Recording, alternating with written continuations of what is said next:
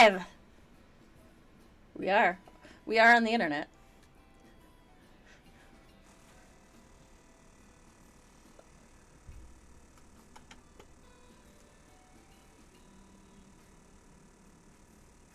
Oh, because... One sec. Hold up, everybody. Can't hear LaTia. That's okay. They now will... we can. Are you sure? Because I can do some interpretive dance. Like we can. I just said like 8 things that would have got me canceled, so I'm very glad we were muted. It's okay. The captions pick that up, though. It's a new rule. Black people can't be canceled on like Juneteenth. Oh, it is Juneteenth, isn't it? Yes, it is. It is Juneteenth. Hell yeah. Hi, y'all. I missed you. Hey, welcome back. Are you the first guest? You're the second guest. You're the second two-time heavyweight champion of the world. Two-time. Who's our first two-timer? D. Oh, that makes sense. Yeah. Two-time. But you're the first non-staff two-time heavyweight world champion of the morning ritual. Hold on, I'm sending a message. Two-time. Two-time. You get it? Well, like every two-timer has to do that. Two-time. We need to start getting belts for our two-timers so they can come in. Sweet. Can mine just be like a regular belt? Because I need a new belt anyway. Can you just buy me a belt? Oh, well, I don't see why you can't wear a WWE belt every day as a regular belt. You know what? You are correct. You know what? Live your best life. I will. I will hold your pants up. Let people know you beat up people. And my belt life. I will live both of these lives. You will live a double life. Gotta say, a lot has changed since the last time we spoke. Yeah, I'm on the other side of the room.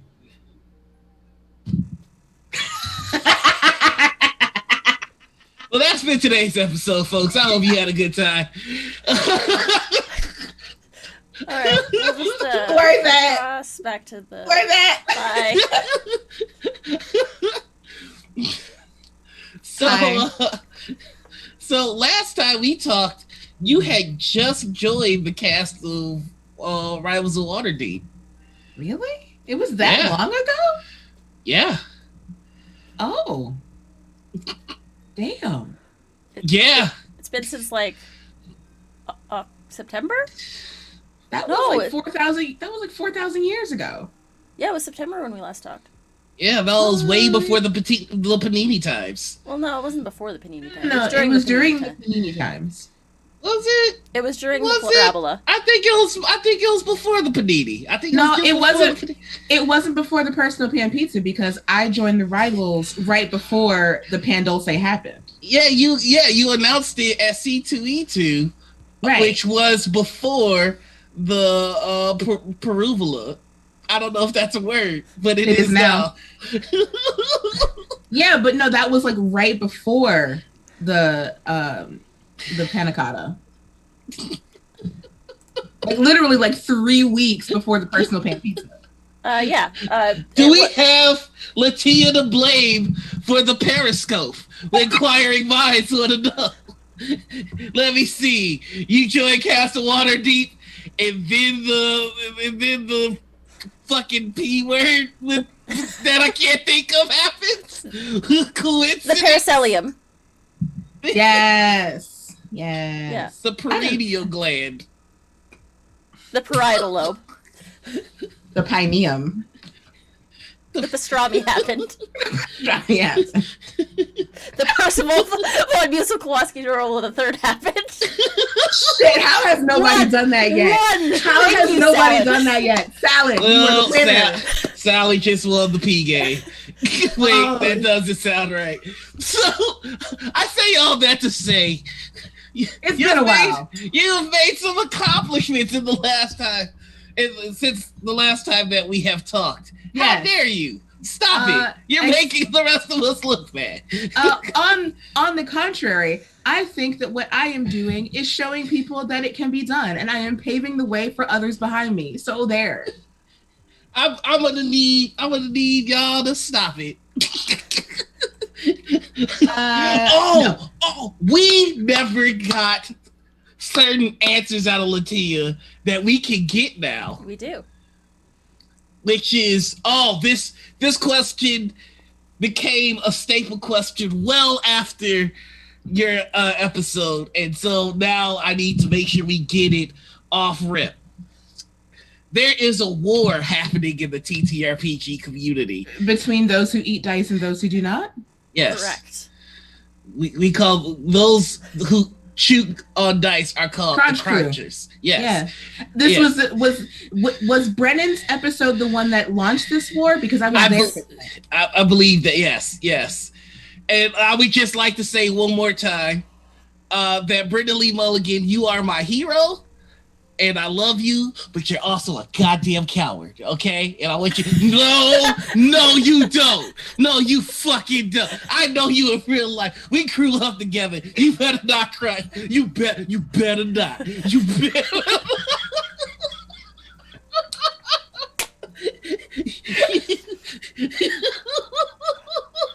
You fucking better not. So are you a cruncher? Are you not a cruncher? The inquiring minds need to know. I will abstain from this question. I plead the fifth. Don't you mulligan this. I will Brennan Lee Mulligan. You see what you've started, Brennan? You've allowed space for indecisiveness and cowardice in the midst of this war. Look, just crunch responsibly, okay? No. Thank you. Thank you, LaTia, for being on the right team. This is my team. Oh, you know what, babe? If you... What's that gesture? It sounds like Noir is having some hard times processing the crunch. Nobody should be crunching. It's not Thank healthy. You, Sally. It's not good for you. Thank you, Sally. Stay crunchy. Sally. Pretty sure Brennan was Crush Crew. He was Crunch Crew. No, he was not Crush Crew. He was Crunch responsibly. He was Crunch responsibly. Candy dice. Mm-hmm. Yeah. Exactly. So that is also why I am on the side of crunch responsibly, because candy dice and gummy dice and chocolate dice. Hold on. I will be right back. It is your crunch responsibility to crunch responsibly. This is disgusting already. I love how part of me is just like, man, I really want to be on Critical Role in Dimension 20 one day, and also me, Brendan Lee Mulligan, you fucking coward. Also, Liam O'Brien, face me in the streets. Yeah. Right off the rip. We haven't even done intros yet. We jumped right into the most controversial question in the show. Hey, we can like all spy on LaTia's room now. Look at all the books. That's a good collection of books. Some nice Funko Pops. That's a healthy collection of books. Machina Pops. I can't wait to go in her room and steal something.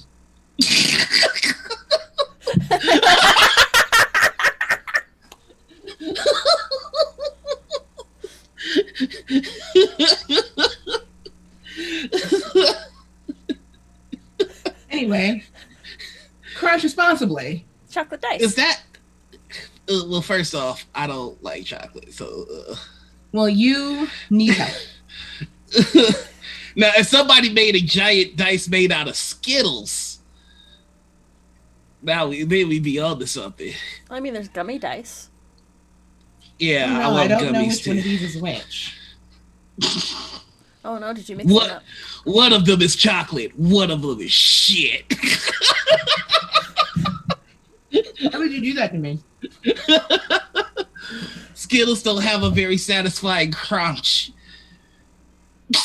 I want hard candy dice. Hard candy dice do exist. There's an Etsy store that sells them. No, I don't like hard candy. I like blue raspberry. Some blue raspberry Jolly Rancher dice. Give me some of those. I don't like hard things in my mouth. Hi everybody. My name is LaTia Jacquise, and I am a cast member of Rivals of Waterdeep.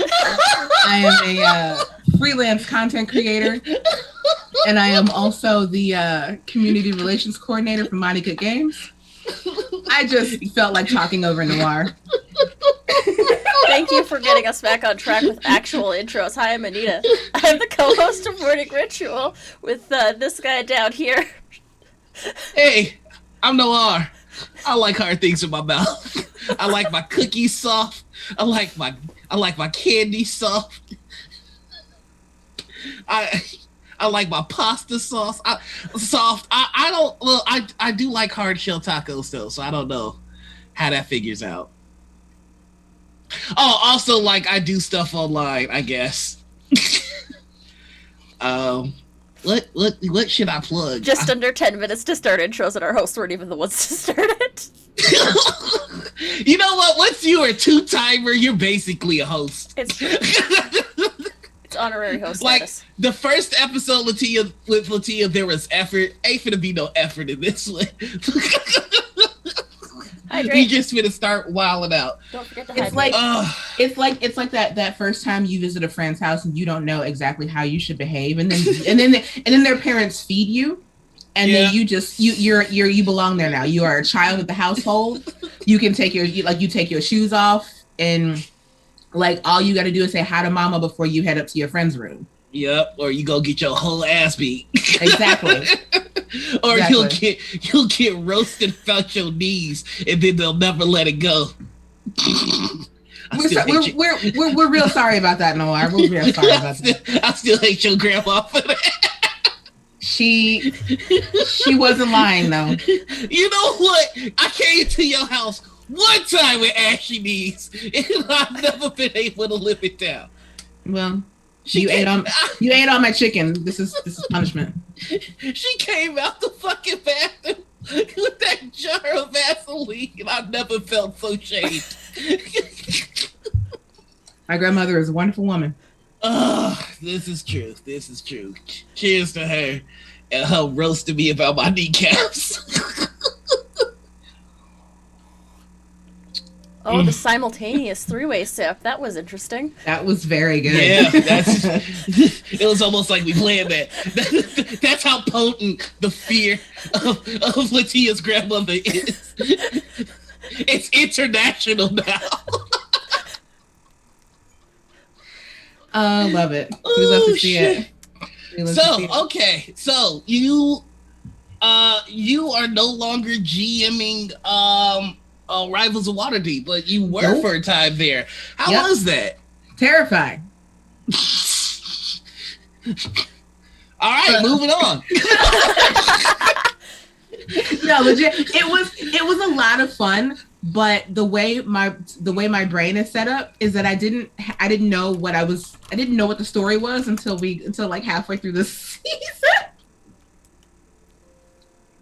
Yeah, that sounds as one does. As one does. So I personally felt that the end of the season was a little rushed. Like if I had one more episode to kind of wrap things up a little bit neater. But no, yes, it was terrifying, but I enjoyed it very much. 1010 would DM again. You know, I got your old GM. Sharif was GMing me in Kids on Bikes. I know. And I love Sharif.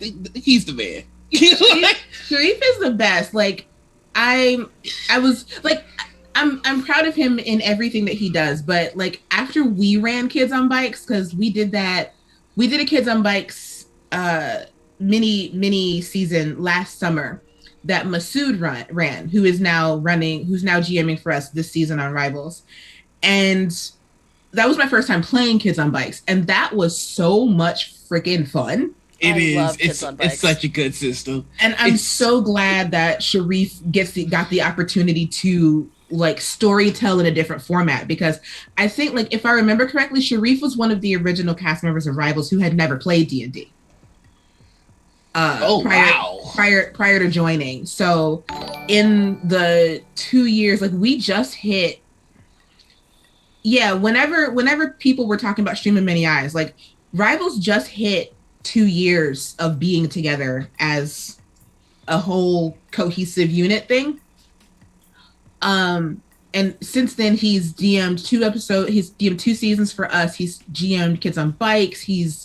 It's been really, really neat to see the advancement of the players who were not in a D&D when they started.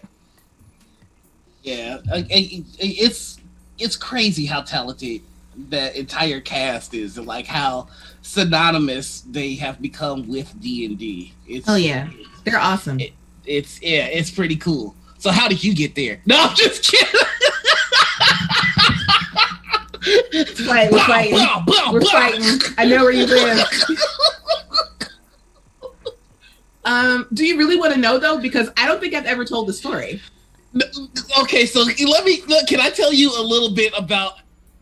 Let me tell you about when I found out you were on, and like that's it. Like we were still filming Broken Circle and everything, right? Oh yeah, that's right. And you had a smug ass look on your face about something, and I was just like, "What's going on?" And you're just like, "I can't tell you yet. You'll find out." And I was like, yeah. "When am I gonna find out?" You're like, "You'll find out." And like that continued for a few Sundays, and then it was like one of the Sundays before C2E2, and you're just like, I don't know, pay attention to C2E2. And I'm just like, okay, how big of a deal could it be, honestly? And then it was announced that you were on the Castle Odyssey. And I promise you, I was just like in my fucking apartment, and I had like something in my head. I was like, fuck! It wasn't that serious though. It was so dope. I wanted to know so bad. I was just like, it can't be that big. And like, I was expecting to be like, oh, okay, that's what it was. But it was like, the hype lived up to it. How dare you? But yeah, go ahead, tell the story. Go ahead. So I was only supposed to guest, right? Right. Serena, wonderful Serena Marie, who now works for Critical Role. Yep. Serena approached me. She messaged me as a proposal. Like she even used like a ring emoji. She was like, "LaTia, I have a question to ask you. Ring emoji. Would you like to guest on Rivals of Waterdeep?" And I was like, "Abso-freaking-lutely." And so that whole thing became a thing. They had to get me in with Wizards and everything. But then Serena got the job at Critical Role. So Serena had to move to LA. And like in the back of my mind, I'm like, I'll stay. like I'm here and I'm already guesting. I could just hang around. And then they asked me to hang around. Nice. I will never forgive myself for being like, I went to one of Serena's improv shows with over in the Cards Against Humanity Theater. Mm-hmm. Katie May was like, they had a whole deal, and it was hilarious as shit. And like I was like, I should say hi. And I was with Chris and Paladin, who like knew her, so they like easily say hi and stuff. Sorry, there's too many Chris's in my life right now. I was really confused.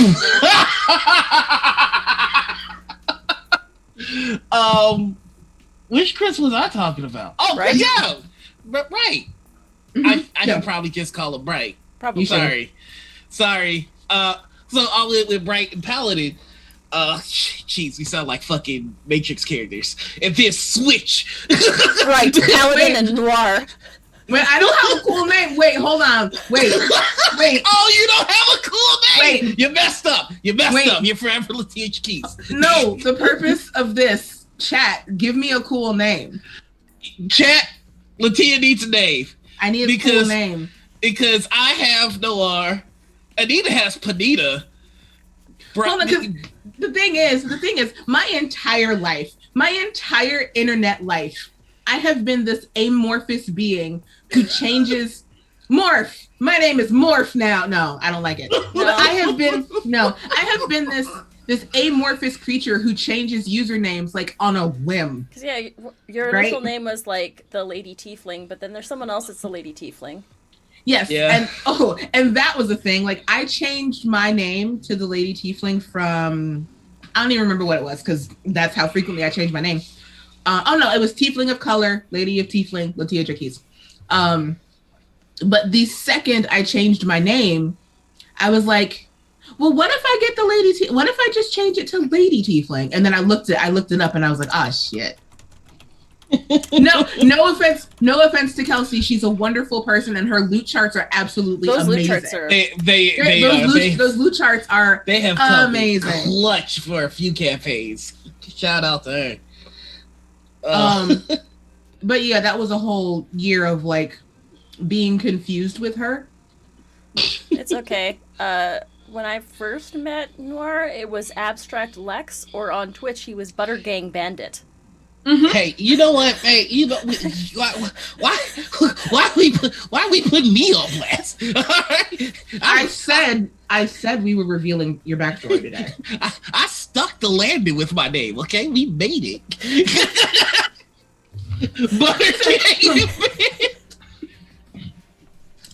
You stuck the landing after, like, this has been your name since high school. Yeah. So I keep telling people that the World of Gloria, the one that I'm running for Kingsguard and everything, legit, I have been running for the past 20 years.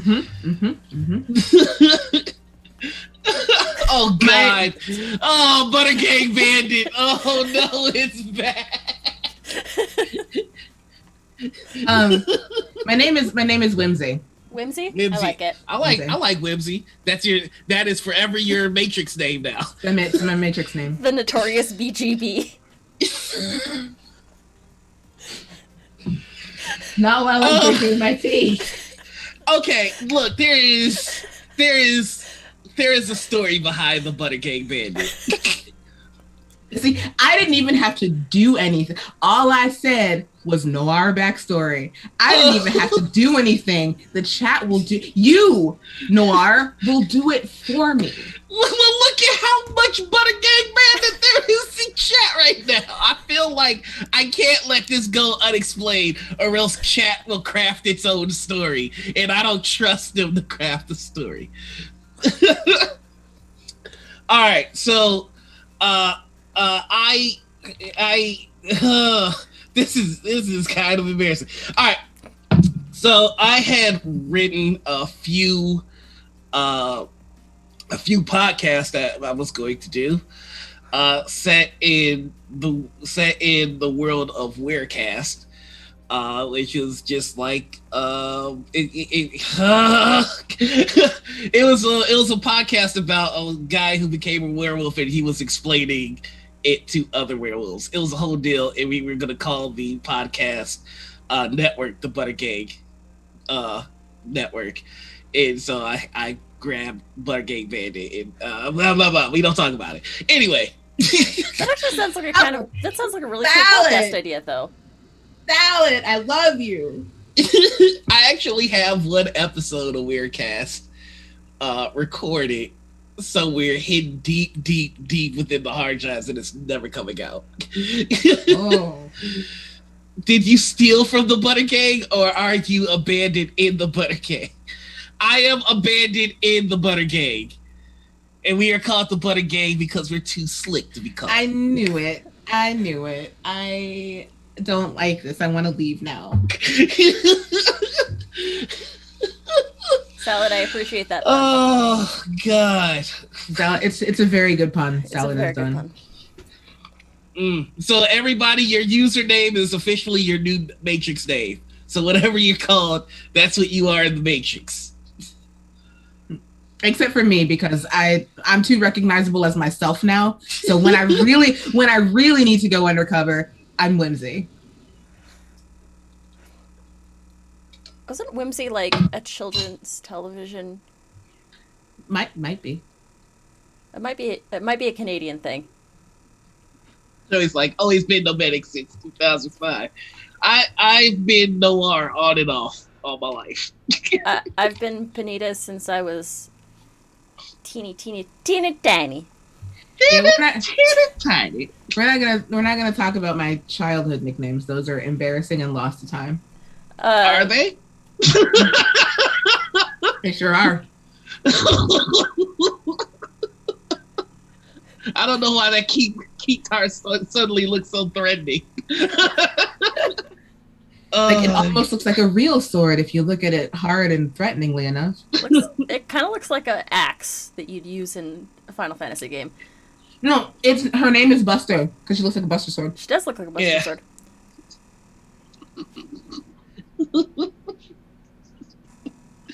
Sorry, I've had these chocolate dice since my birthday, and I've not touched. I got 4, and I got 4, and yeah, are you eating a house. D4 right now? No, they're all D20s. Oh. Yeah, Whimsy's house. Yeah, I knew. I've never heard of Whimsy's house. Well, you are Noir.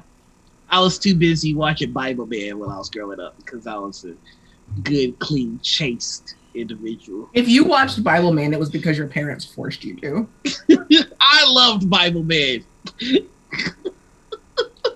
VeggieTales is the true Christian TV program. Oh my god! You know what? I hate to admit it, but VeggieTales low-key had a few bops. They did.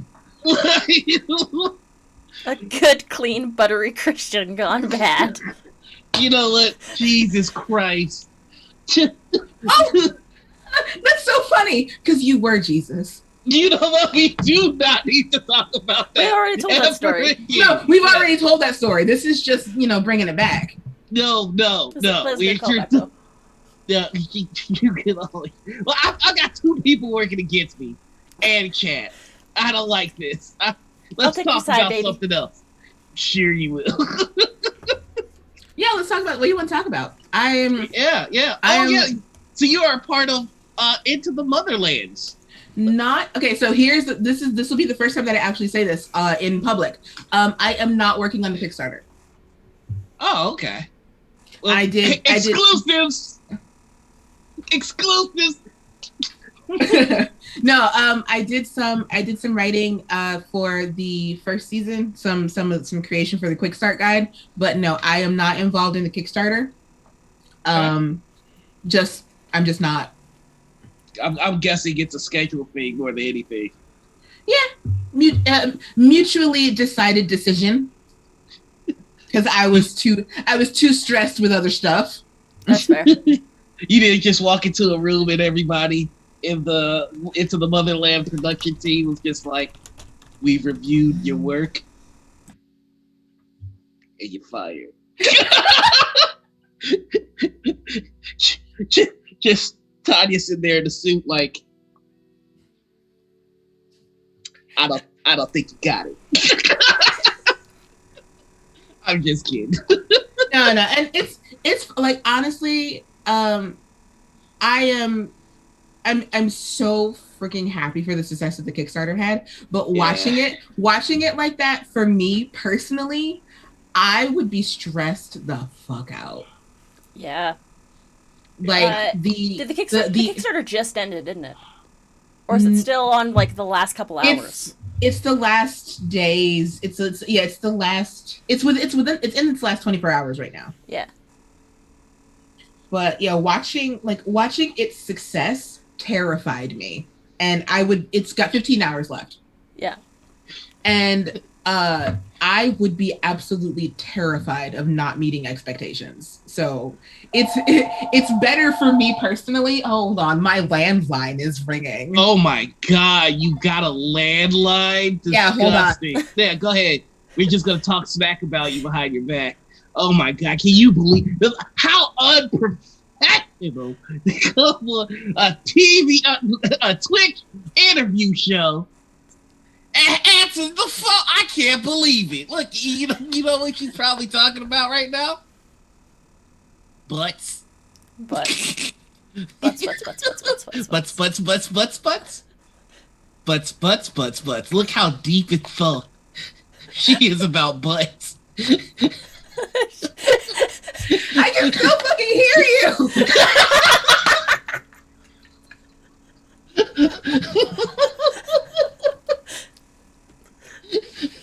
I don't know what people came in expecting today. I have had no sleep. I downed a double shot of espresso before I hit the go live button, and I still have more coffee. So. No, so I live with my grandmother. Mm-hmm. I think we may have talked about this the last time I was on, but yeah, like I lived with my grandparents. Then my grandfather passed. Now I live with my grandmother because as a safety blanket, one, because I use her as an excuse to justify why I don't do anything, and partially because it's too real. We didn't come here for this. No, sorry, I had to do something. I had to do something with my grandma. I can't. Who is? Oh my god! Everybody needs to leave me the hell alone. All these scam calls and shit. But she has a cell phone, but she doesn't use it very much. So she gives everybody the landline number because she talks on the phone all day. So we have a landline. No, I feel that. So it's not my landline; it's my grandmother's landline. But someone has to answer the phone. Exactly. Yeah, somebody's got to do it. But yeah, no, oh my god! People keep calling me. Whimsy on the landline. Whimsy on the landline. Oh, that sounds great. That's a radio show all your own right there. Who is calling me? Leave a fucking voicemail. God, I'm sorry, y'all. It's okay. I understand. Answer it live, says Morshadi. You know, hold on.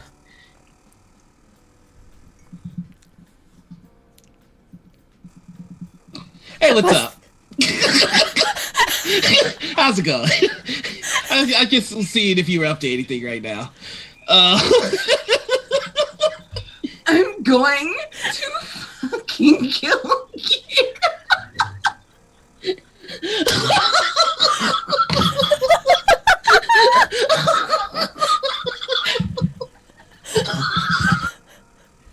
Oh shit, my hair's caught my headphones. Noir, you're terrible. But now I have your phone number.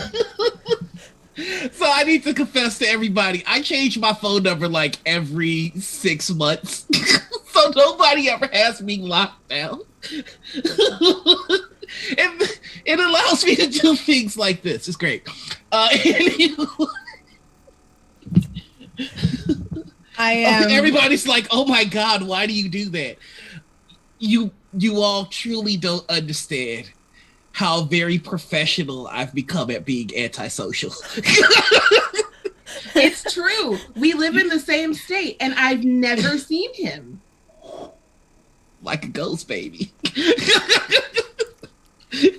I can't believe it's not Butter. It's not Butter Gang Bandit. I can't believe it's not Butter Gang. Y'all making me want to go back to that name, yo. Wow. I just got heckin' bamboozled live on the internet. Mars about to get his molecules rearranged. It's all right. If, you know what? If I One see point you for Noah. If I see you next month, it's on, motherfucker. But you know what? I do have to say though, that's what you get for me. Like, yeah, but I don't do shit, and you like doing like 3 times more than me and anybody that I've seen in this space. The only person you're not doing more than is B-Dave Walters, the Lord Empress. Quitty. That's true. Quitty and B-Dave do. Oh my god! Absolutely everything. Yeah. I don't think B-Dave sleeps. If they ever did a fusion dance. Hold on. So they're both tall. So the height is not gonna change much. Like we're gonna get. Wait, Abria is tall? Yeah. Abria's tall. Oh no. She said that on her episode of Morning Ritual. Oh, now I've just got the mental image of her literally dunking on me. Yeah, no, she's so I at D&D Live 2019 was when I first encountered Abria, and I was knowing and like knowing how many people at the time, like how many Black people at the time were in the space, I was still very firmly affixed in the organized play space, like the Adventurers League space. So to see her at D&D Live running AL games, when for me personally, historically, at any convention I went to, I was the only Black person in the AL hall. I was like, I want to be you. I want to be your, who are you? I want to know everything. Go to there. I want to go to there. I want to know everything about you. I want to be your friend. I mean, I just need to thank Abria because it's always been a goal of quality with your questions for this show. Right. Bright scared the shit out of me for a second. Right, you traitor. No. Right, you traitor. I will fight. I have to thank Abria because it's been a goal of this show to get a cast member from Critical Role on here, and I feel like we're retroactively successful because we had her. It counts. It counts. It counts. We had Brennan from Dimension 20 first, and then we had Abria, who is also in Dimension 20 and Critical Role. So we've crossed all the streams, and we've got rivals. You've crossed all the streams. If we ever get like anybody from the original cast on here, though, I still am very afraid because I have from the original Broadway production of Critical Role. Yeah, the original Broadway Critical cast. Oh my god, can they sing? Yeah. Yeah. Mm-hmm. Really? Absolutely, they can. Ashley has sung for The Last of Us. Ashley and Laura do the theme song. Yeah. Neil Patrick Mercer. Mercer did the Kobolds and Catacombs theme song, I believe. Mm-hmm. No, I hate them even. I hate them now because they can't have all the talent. Sam does. He did acapella in college. He continually says that. Lin-Manuel Marisha. Wow, are you really doing this, Bright? Bright, are we really doing this? It's happening. It's happening. CR is just a retelling of Critical Role. A lost Shakespearean play. Oh, of course. That's why Liam's Critical Role.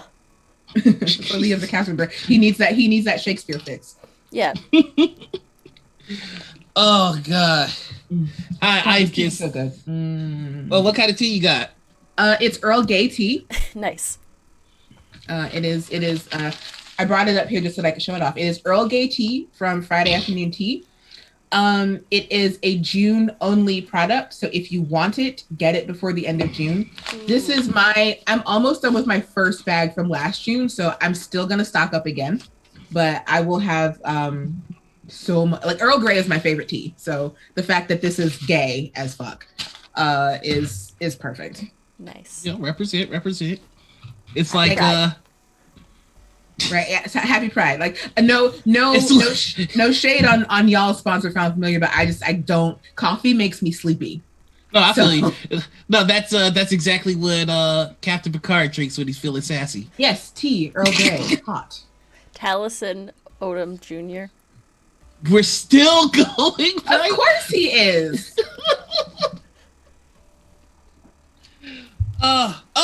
A new question that we have at our lovely show. I like questions. You get 5 people to play with at a table. 85 people that are alive. Right now. And you get to pick which one of them is GM. Oh. Or you could be GM. No, I don't want GM. Okay, so I have thought about this. Quiddy, just on principle. Like I've been GM'd by Quiddy, but I want to sit at the table with Quiddy.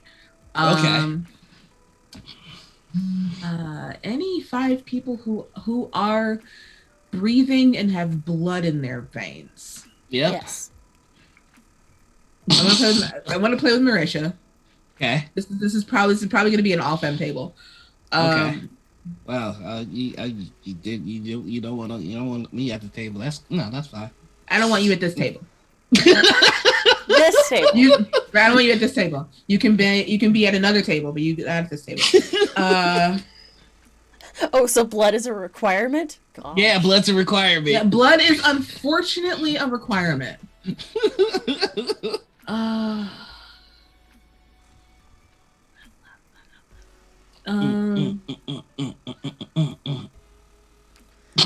Doesn't have to be TTRPG related. Yep. We have the footage, Zach. Sphinx, does it have to be your own blood? I mean, if you are pumping somebody else's blood through your veins, I'm gonna say that that's pretty impressive, and yeah, that counts. So Quiddy, Marisha,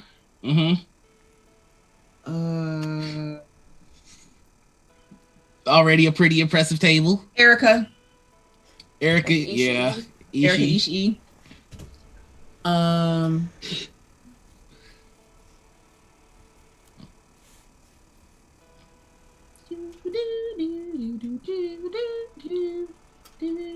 That is a pretty badass table already.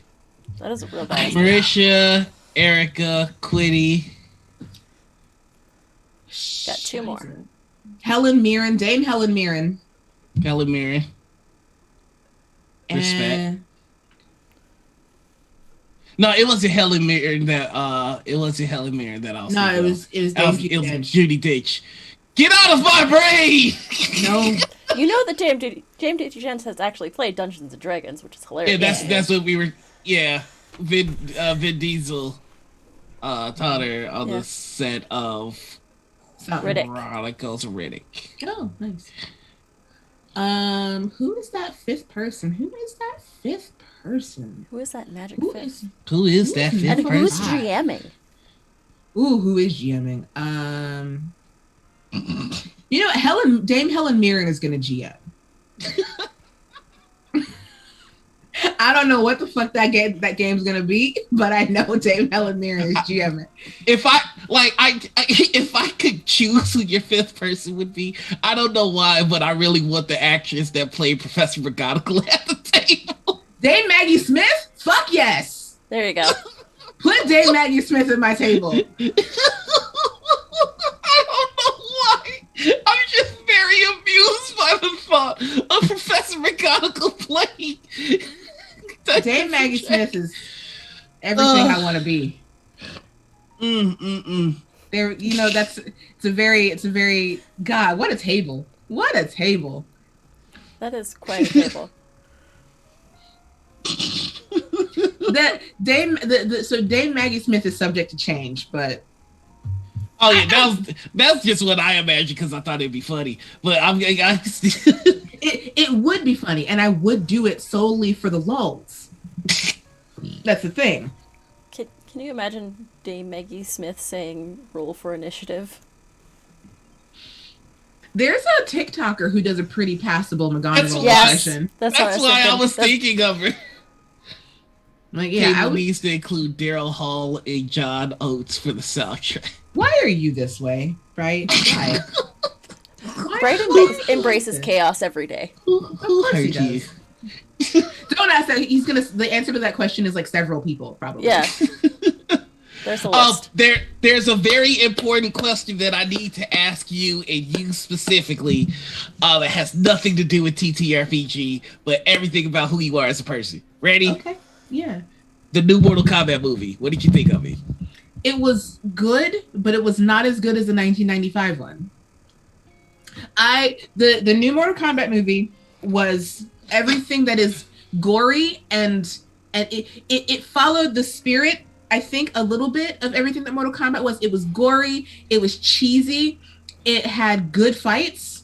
The fights made it, but I think with an extra 15 minutes to explain why the fuck Sonya and what's-his-face are looking for all the people who participate in the tournament, it could have been a little bit better.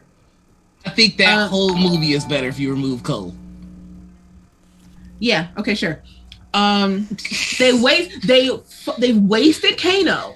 They fucking wasted Kano. The best part of the movie. They wasted Kano. And I don't even like Kano, but that Kano, like, I could have watched a whole movie about Kano. He was so good. He was so good. But quotability, nah. Nah, was there. No. Yo, why Shang Tsung look like an extra in a Helena music video? You know it's true. He was trash. Look, even if your soul is mine. Hold on. I am Shang Tsung biased though. There is only one Shang Tsung. No, there is only one Shang Tsung, but Shang Tsung is one of my favorite characters, so I am Shang Tsung biased. Okay. He was they made him campy, but his campy did not fit in the movie. There's only one Shang Tsung. I agree. I have an opinion about a certain movie. We're gonna backtrack to this. I have an opinion about a certain movie. This movie is The Tourist, which stars Angelina Jolie and Johnny Depp, right? Okay. I remember that bombed real bad. It did. It bombed super bad because it took itself too seriously. Right. If The Tourist had been advertised as a comedy, I think it would have done a lot better, but it took itself way too seriously. If Shang Tsung, if they had played into how campy Mortal Kombat can be, Shang Tsung would have been, I think you may have had a better response to the Shang Tsung in the new Mortal Kombat. Okay. Well, first off, I think the problem is I'm one of those dudes that when I see an actor kill it in one role, it's kind of hard to remove him from another role. Mm-hmm. And for those of you who are unfamiliar, the guy who played Shang Tsung in this is the same guy that played the accountant in The Dark Knight. And let me joke, it's that guy's a squealer. That's Shang Tsung he's talking about. And he was so good at being the squealer punk accountant that when I see him as Shang Tsung, I'm like, get the fuck out of here. I started joking. Handle your shit, boy. You ain't no Shang Tsung. You don't deserve to be in those shoes. I feel that. Yeah. Nice. No, it is definitely difficult to separate some people from things that they've done. So to that note, I absolutely Cary Hiroyuki Tagawa is the Shang Tsung for me. He always has been. He always will be. But the fact that I also saw him in a Disney Channel original movie as a surfer grandpa will never. I remember that. Johnny Tsunami. He was Johnny Tsunami's grandfather, and the fact that it's bizarre for me to see him as not a soul-stealing sorcerer, because that was how I first if you fuck up on that surfboard, so help me God. Exactly.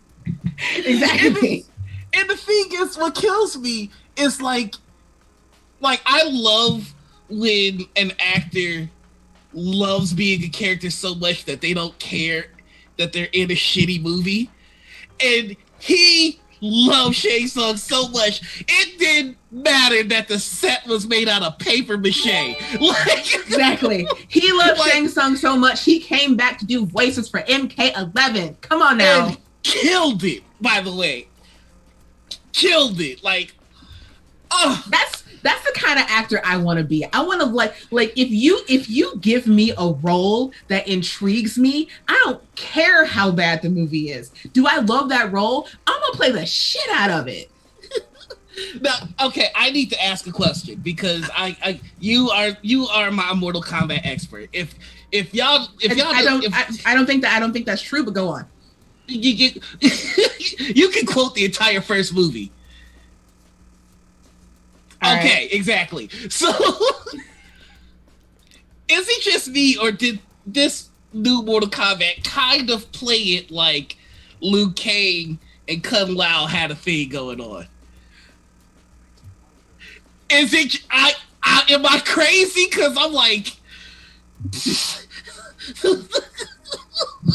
because Cabal's all just oh, I love that sound. That's the sound of your friend getting his soul sucked. Look. Kang is no. Only I'm allowed to do that. Baby, hold on 1 second. Time out, LaTia. Baby, what are you doing? I love you, but you gotta chill. No, I'm just messing. Look, just because you said it, like, I was thinking it, but that didn't mean you had to say it out loud. Like the whole baby. Anita, yes. I love you.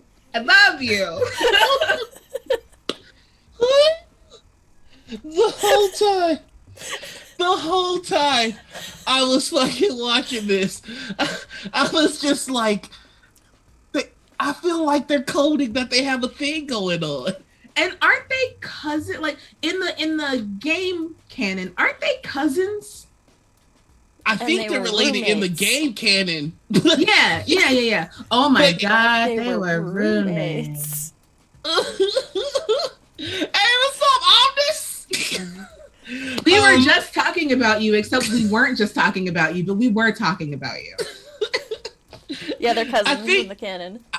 I think in the movie version, like, they found each Liu other. Kang. Yeah. And it was Why are you yelling? I'm gonna stop yelling. It scares me. For those of you that don't know, Omnis is an old friend of me and LaTia who also grew up with us. Yeah, he knows the backstory too. He's got that deep no one. noir lore. You're sworn to secrecy. You tell deep no noir one lore. nothing. I like that the captions picked up noir lore as no our lord. No, don't caption Google Meets. Google Meets, his head is already big enough. Hey, Google already knows the conspiracy. No R, no R. What? Let's Google try to tell you about me. Maybe they're hidden secrets. Aliens. We made that pact and sticking to it. Open your pineal glands, people. I don't know. Okay, but anyway, what were we talking? We were talking about Mortal Kombat. Yeah. So to answer your question in a short form, yeah, it did seem like that. Even though like game canon makes them cousins, and like movie canon was like, Liu Kang was an orphan and we found him, or Kung Lao was an orphan and we found him, or something like that. I don't remember. It wasn't important. It was it's kind of like a reverse Sailor Moon dub. Why'd you get all colorful? Oh god, I'm drooling. What the fuck? Why'd you get all colorful? To get you to drool. Booyah. Success. Fucking Pavlovian response. What the fuck is this? I've manipulated you. I know they're supposed to be pulsating different colors and they weren't, and I was just like, oh, and then I just had to restart the program. You had to push the button. Good job. I had to push button. Push the button. I had to push button, then it worked. So, how is everything going at Monty Cook Gaming? It's going pretty good. I've been there for 9 months almost. The 26th will be my 9-month anniversary. I will have a work baby. I'll have a work baby at that point. Because for whatever reason, whenever we talk about 9 months on the internet, whatever you're doing, it becomes a baby. I did not know that was a thing. That's terrifying. I've seen it in I like hate babies. No, I feel you.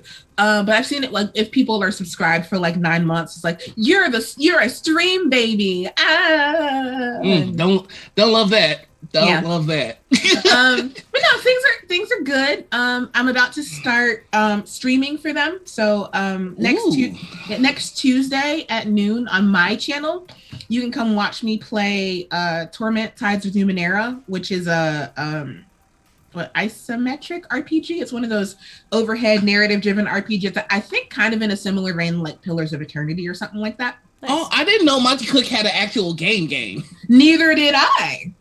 Well, right? I mean, and that's what they got you for. So now we all know that. Exactly. So you can come and watch me play that on Tuesdays on my channel, and maybe win a copy of the game if you are so inclined. Oh, well, I like winning things. Yeah, you can.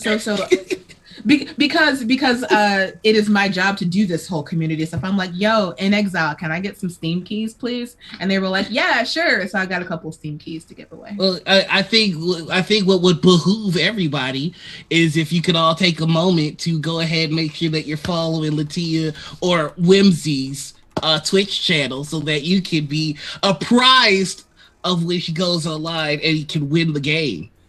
Hell yeah. Fancy words.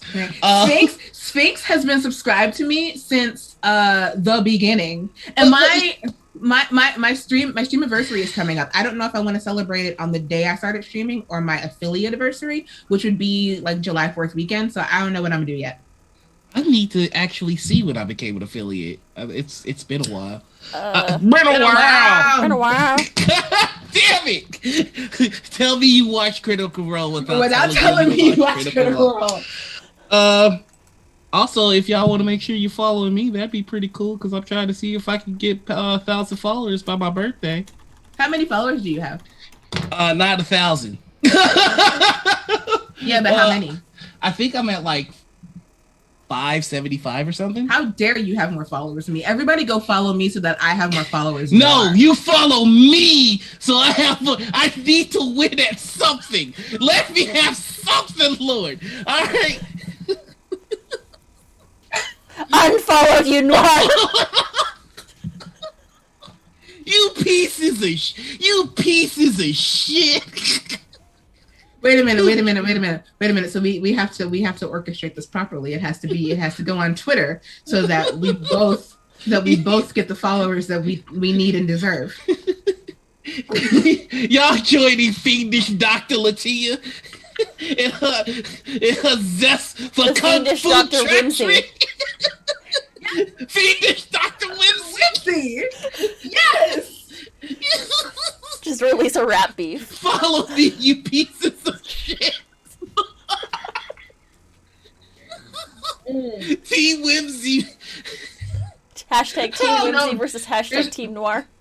There's no E in Whimsy, so it'd be. Hold on. Are we really? So okay, so we're doing this. We're having a follow off. Yes, look. We don't have Twitter beef. We have to make our own. Listen, I can't beat you. You know all the people in Critical Role. I don't though. You could be like, man, I'm calling it that favorite. And then Mercer will come down in a helicopter. Hold on, wait. Hold on, wait. So it's gotta be. It's like this is what you see, and then it's like, get Mercer on the line. And like I'm in my headquarters and I see Mercer Hive on the scene and it's like fucking when Jason Bourne shows up like, God damn it, it's Matt Mercer. I think we all need to do like the villain spin around. I'm the only one that actually can grab a cat and do it.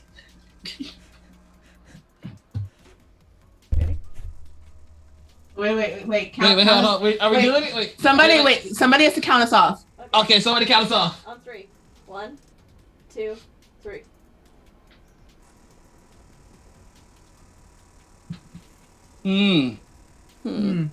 Chat. I've been expecting you. Why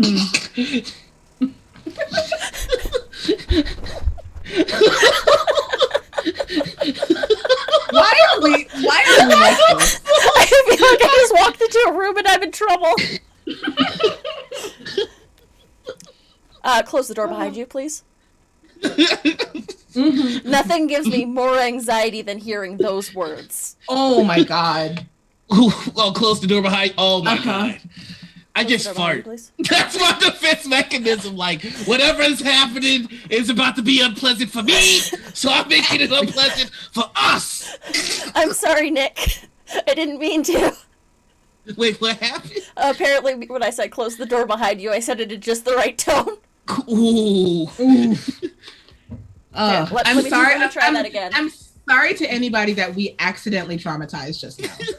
I'm very sorry. You know what? Like, close the door behind you. Secret Labs is brilliant. They're just like, if we put our name everywhere on these fucking chairs, anytime these motherfuckers do anything. It's free advertising. It's free real estate. It's a really good customer service voice. Yeah, tell me you've worked customer service without telling me you've worked customer service.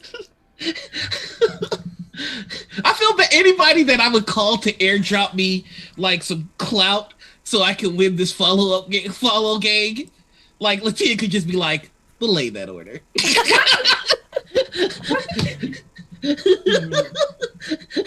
LaTia just pulls full reverse cards on you. It's funny how my heart just jumped in my throat with that one line. Nick, no. What is happening? What is happening? I don't get my Twitter notifications, so it's just like. Is there something going on Twitter? No, I just had a bunch of notifications. Oh, okay. Oh. Print Center, call on line 1. Print Center, call line 1.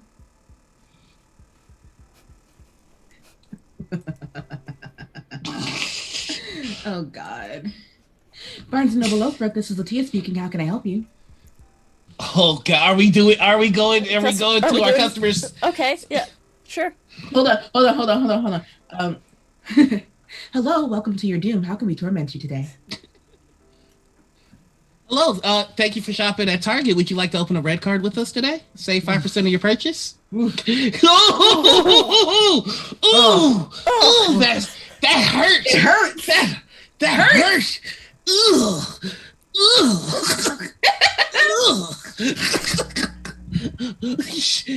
Oh, wow.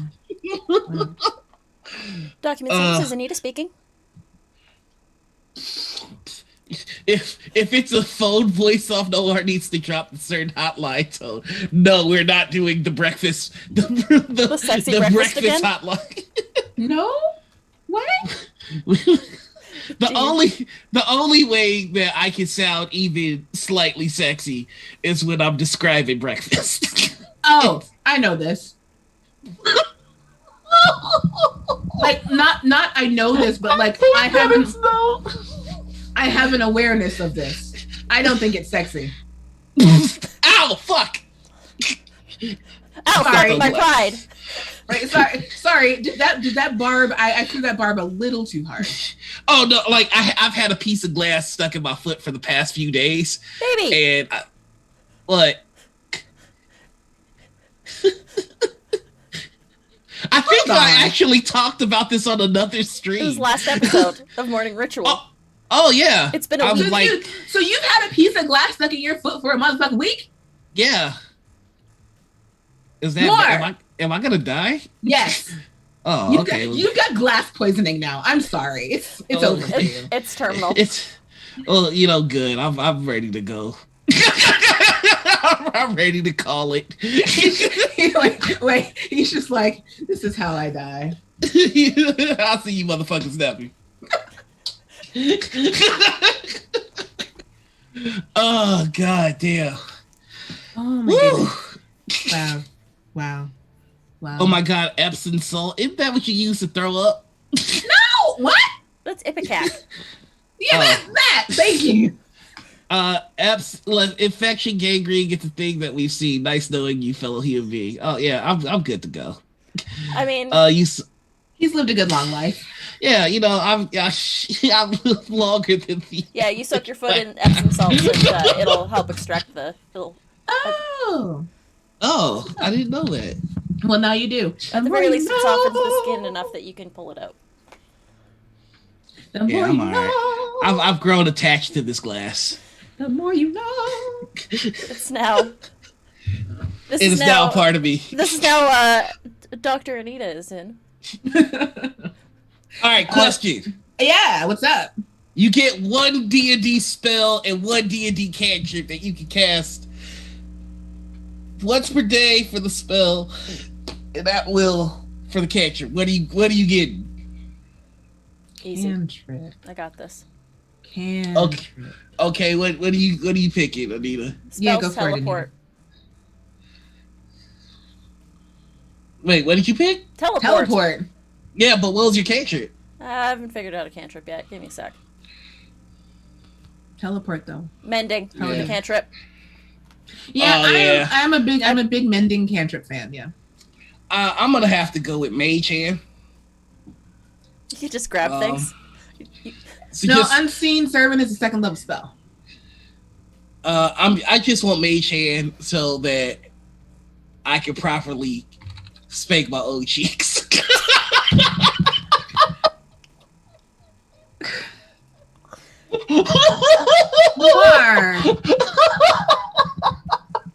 Noir, why? You know, I could just... You can use Mage Hand to pull the glass out of your foot. Why? Just scratch myself wherever I want without being judged. Why?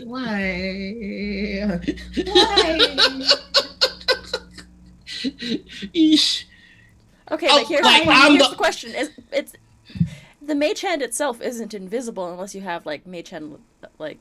Unless you're an arcane trickster. Unless you're an arcane trickster rogue. Otherwise, there's just this purple hand floating around your body, scratching you inappropriately. You know, like, you gotta make it do what it do, baby. My cantrip would be either mending or message, because I can fit a lot in the 6 seconds. I mean, I just like the thought that you could drive somebody crazy IRL with message, because like in the D&D world, like everybody knows that message is a thing, but in real life, like somebody, what's the range on message? It's like something ridiculous. 120 feet. I would just fuck with somebody all day, just sending the messages, and it would just be nonsensical messages all day, making them think that they're going crazy. Like, hey, fried bologna sandwiches slap, and you know it. My once a day. No, sending is 25 words. Message is 1 round of communication. 6 seconds. Yeah, and the difference between them is like message is close range. Fried bologna slaps, and you know it. Yeah, I can fix that in 6 seconds. And sending, you can send to anybody that you have a vague idea about, as long as they're on the same plane of existence as you. Tell me you play D&D without telling me you play D&D. My once a day spell is Mordenkainen's Magnificent Mansion. But that okay, so I had this conversation during one of my streams, and somebody pointed out that it is 5 gold every time you cast it. Is it? Yes. Because you need a little focus of a doorway. Hold on. And 5 gold IRL is equal to like $230-something. No. These items are not consumed when you cast a spell. Yeah, you just need the focus one time. Yep, as long as each item is worth at least 5 gold, they are not consumed. So as long as you keep those things. Oh, then that is the best spell to pick. Because you just have your apartment wherever you go. Oh, you're not an apartment. The fuck? Mansion. Oh my god, that's the best spell. That's the best spell. Okay, so you can take that. I'll take teleport so that I can get to you. I mean, we could go wherever the fuck. Like, it's just like, you know what, you know how baller that would be? Just like, you know, I feel like going home and just cast it.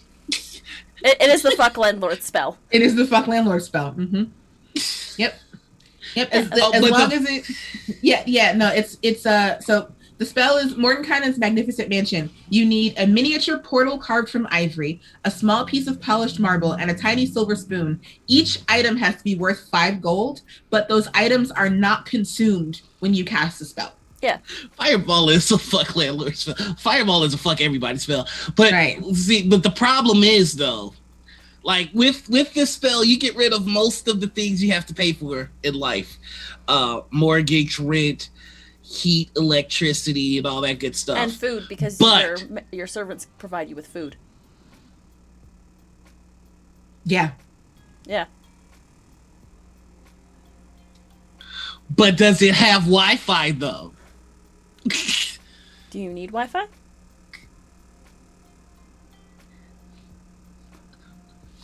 How we gonna do more than ritual in our magnificent mansion? And we ain't got no internet. Well, I mean, if your mansion is inside Google,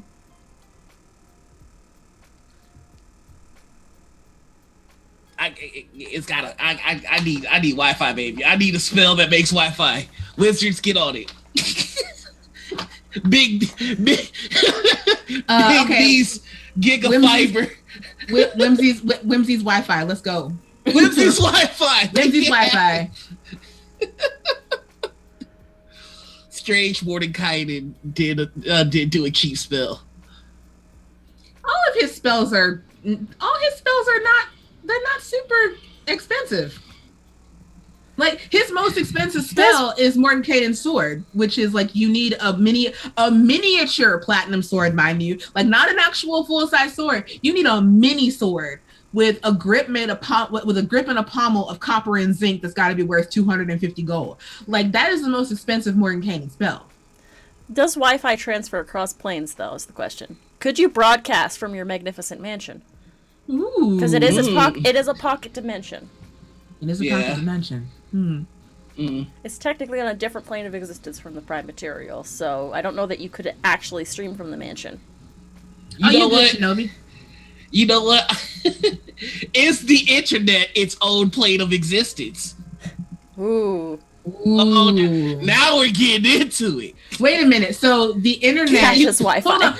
Wait a minute. So that being said, like, is the internet the equivalent of the ethereal plane in real life? Things don't necessarily make sense. Are viruses just little ethereal beings? Yes. So you mean to tell me that what we've discovered here through our bullshitting is that the Matrix is the ethereal plane? Yes, it's always been here.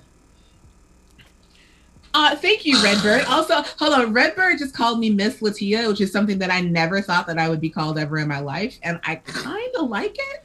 But also, yeah, give me a couple of hours and just ask me bullshit. I will wax poetically about shit I don't even know for a couple of hours. Oh, I woke up today with nothing but like strange thoughts, like any relationships, like friendship or love, is just people giving each other good chemicals until the good chemicals stop. This is true. Yo, Redbird, you can call me LaTia. It's all good. Like, I mean, I appreciate the respect. I love that you're drinking the Respect Women juice, but you can call me LaTia. It's all good. If you want to, don't forget to pick up your Respect Women juice merch.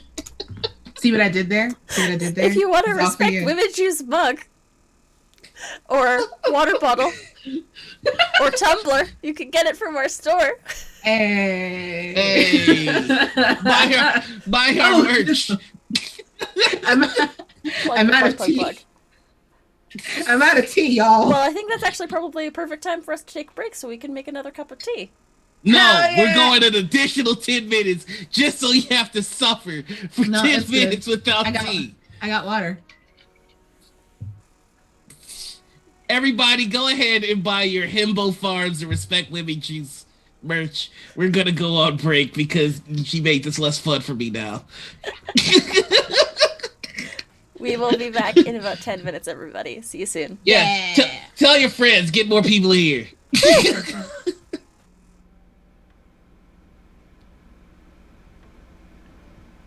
should be okay. Just turn around. Mm-hmm.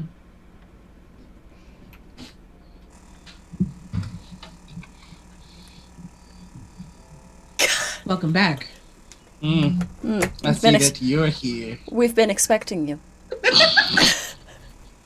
I should have known.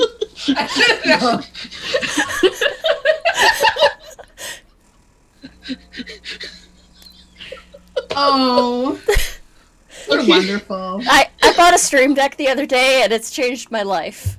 I got it. I got it for super cheap on Kijiji too, and so. Hell yeah! She's been adorable all week. It's just been like, look what I can do. I can do this. I can do other things. Oh my god. So to bring chat into what we were talking about on break, because I feel like we should have this conversation with y'all. I don't know if any of you watched last night. Critical Role had the Mighty Nine versus Vox Machina, right? I'm not gonna spoil it. What I am gonna say though is that the Critical Role chat last night was, for lack of a better word, wildin'. And it was the same shit. It was people bashing on Marisha Ray because Bo was getting... Because Bo was amazing. Bo was getting it. And like... Bo was MVP that battle, for real. I mean, like... I don't know, like, if you've played a monk, you can kind of figure out what happened. Like, it's no surprise that monks do what monks do. And in the chat, there was just a lot of people hating on Marisha because they didn't understand how monks work. The mechanics of monks. Mm-hmm. People kept talking about how she was using extra points for flurry of blows, or extra key points for flurry of blows, but really it's just the third attack that you get as a monk. Well, no, she was using key points for flurry of blows. I mean, yes, obviously, but like after Bo ran out of key points, they're like, how does she do 3 attacks? It's the bonus action attack. Yeah. Yeah. So here are my opinions about that. 1, if you hate Marisha Ray, get out of my life. 2, facts. No one should ever watch Critical Role chat. 1, it moves too fast anyway. 2, chat is toxic. Do not watch chat. Marisha hate equals unwashed ash cracks. There is a Venn diagram of Marisha hate to unwashed ash cracks that is a circle. I feel like that's another shirt. So 1, if you hate Marisha, get out of my life. 2, don't ever watch Critical Role chat because, mad respect to the mods and to the people who are trying to have civilized conversations in there, but it moves too fast and 99% of y'all are toxic. I'm so sorry. 3, learn your fucking monk rules. Monks get 2 attacks per round, and if they use those 2 attacks, they can use their bonus action as an attack. They can spend a key points, turn that bonus action attack into 2 attacks, a flurry of blows. I play a monk. I know this shit. I also play a monk. Holla at your boy, House Seed. Shatter Kai, my broody boy. We depressed. But yeah, I don't want to spend a long time talking about this, but just know that in this house, we love and support Marisha Ray. Correct. And haters can go walk into the ocean. They can take a long walk off a short pier. It's very interesting to me how many people get so fired up anytime she does anything. I think I'm amused by it. Like, I know it's not funny, but it's just like, I feel like if Marisha Ray was just like, hey, you know what? It's a nice day out here. Motherfuckers be like, there she goes again.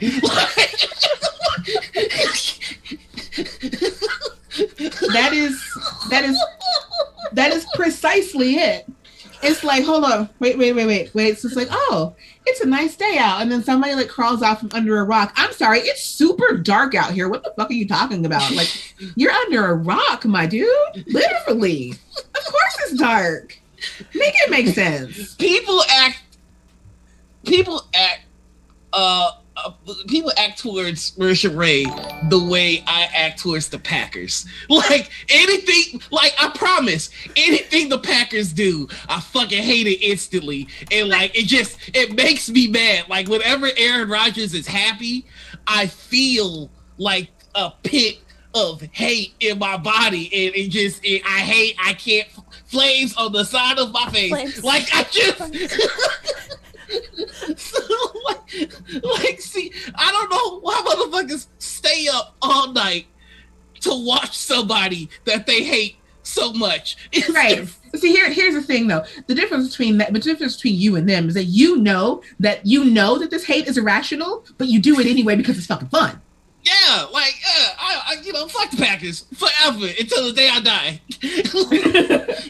But people, I don't know. I don't know. I see people like, so this is one of the other things that we were talking about in before break, and I promise you we are not going to stay on this Marisha Ray love and hype train forever. But people hated on Marisha because she was Matt's girlfriend. People hated on Marisha because she played a naive character and people thought that she was naive herself. People hated on Marisha because she played a lesbian and all the mans could not get to her, and that was discrimination apparently. People hated on Marisha because she took fucking notes. See, that's the one that triggered me. I was just like, y'all finna hate on the note taker? That's right. Y'all gonna hate on Marisha for taking notes throughout the campaign and putting together the pieces of the puzzle because that is what players are supposed to do. Don't forget she was enthusiastic about it though. Yeah. Like just like how dare someone enjoy this? Right. There has only been one complaint about Marisha that I was even like, okay, I kind of get it. And this is, I walk in a treacherous line here, but here you go. I feel kind of weird about white folks playing PLCs. That's it. It's okay, fair. It's fair. That I was like, okay, y'all got a little bit of a point. But it was just, other than that, I was just like, all this other shit, y'all just being big man for no reason. Yeah, no, that is fair, and that is something that you should be critical about. Like that is an actual thing that like it is okay to be critical about the things you love. Everybody in my life. Everybody should be. Exactly. Everybody in my life knows that I love Critical Role. I love Critical Role to the point where it hurts sometimes. I would not be here if I hadn't seen Critical Role gifts on Tumblr in March of 2016, right? Like I would not be in the position that I am if they hadn't gotten me back into D&D. But I am also critical of the things that they do wrong. But what I hate is people who put them up on a pedestal and then side eye them when they do something wrong, or like jump on the hate train. Like you don't talk about Critical Role, you don't experience Critical Role, and this goes for anything. Like Critical Role is the biggest thing out there, which is it's the most visible thing. It is the thing that people see the most and is, very visible when they make mistakes. But you should be critical about anything that you love and want to see succeed. So, like, I am perfect. It doesn't make you a bad fan to want people to do better. Exactly. Like, I never thought I would say what I'm about to say, but being a Chicago Bears fan has taught me how to hate properly. Now, I need to explain. I need to explain that sometimes the things you love exist and like they hurt you, but you gotta learn how to take that and still rock with. Like I love Critical Role and I support Critical Role. I love the Chicago Bears and I support the Chicago Bears. Sounded like that hurt a little bit to say. A little bit. let me tell you a few things. Go on. So like when the Chicago Bears move up to draft Mitch Trubisky instead of getting better quarterbacks, I'm not gonna mention the name because it hurts. You know that they fucked up, but you gotta still rock with them. That's still your team. Like, I feel like nerds don't know how to hate their team properly. Okay, you know what? I fuck with it. Like I fuck with that. You know what I'm trying to say? I know what you're trying to say, but like I fucks with you can be mad at your team, exactly, but you don't trash your team. Like when I say fuck the Bears,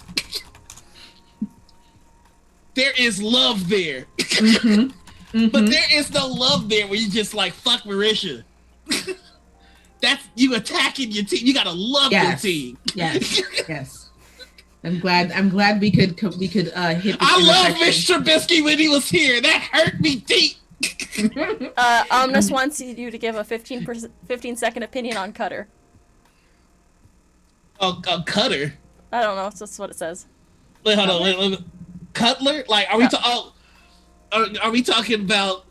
If we're talking about Jay Cutler, I can give you a 5-second 5-second rant on that, which is he hurt me constantly. We got to the Super Bowl with him, and he exists to hurt me. Like I and he doesn't care. Like being that was 15 seconds. Yeah, you know what? But I want to indulge in this because I need to get this out of me, and like this has nothing to do with TTRPG or anything about beast. Exercise this beast. Like being a Bears fan is like being in a relationship that ended years ago, but you're still holding on. Because maybe we can make it work. Like maybe if I try a little bit harder, a little bit harder, it'll work. It won't. We know I'm never gonna see the Super Bowl hit Chicago. In fact, removing the stadium to Arlington Heights. Nobody came to the show to find out this stuff. But you know what? I need to stop talking. I'm hurting myself as I talk. Anyway. Exists to hurt you. Way to make it about you, Noir, baby. You're disappointing, Cutler. I will tell you one thing about Jay Cutler, though. Jay Cutler is such a piece of shit that he's getting divorced from his wife, and he's about to get half. Like, I don't know how he... Jesus. All right. Oh, my God. Fuck. Okay, so there we go. Back to TTRPGs. Back to TTRPGs. That's okay. I feel like you needed that. I needed to get that out of me. I needed to get that out of me. You know what? I can't believe we've gone almost 2 hours and we haven't talked about the biggest wave in the TTRPG space right now, and that is the Summer of Abria. Fuck yes. I'm here for it. I'm ready. I'm wearing. Is this the whole time? Okay. Yes. From here on out, anytime somebody says the Summer of Abria, this is the response. Praise her holy name. Praise her holy name. All hail the God Empress. Mother of Dungeons and Dragons. Like, y'all think I'm kidding. We're going to do it one more time. I'm going to say it one more time. And you fucking better do it at home. All right? I'm not fucking playing with you. Don't you bullshit me, chat. I don't want to see anybody type because your hand should be up praising Abria. All right? So I hope we're all ready. Summer of Abria. Yes, I feel it.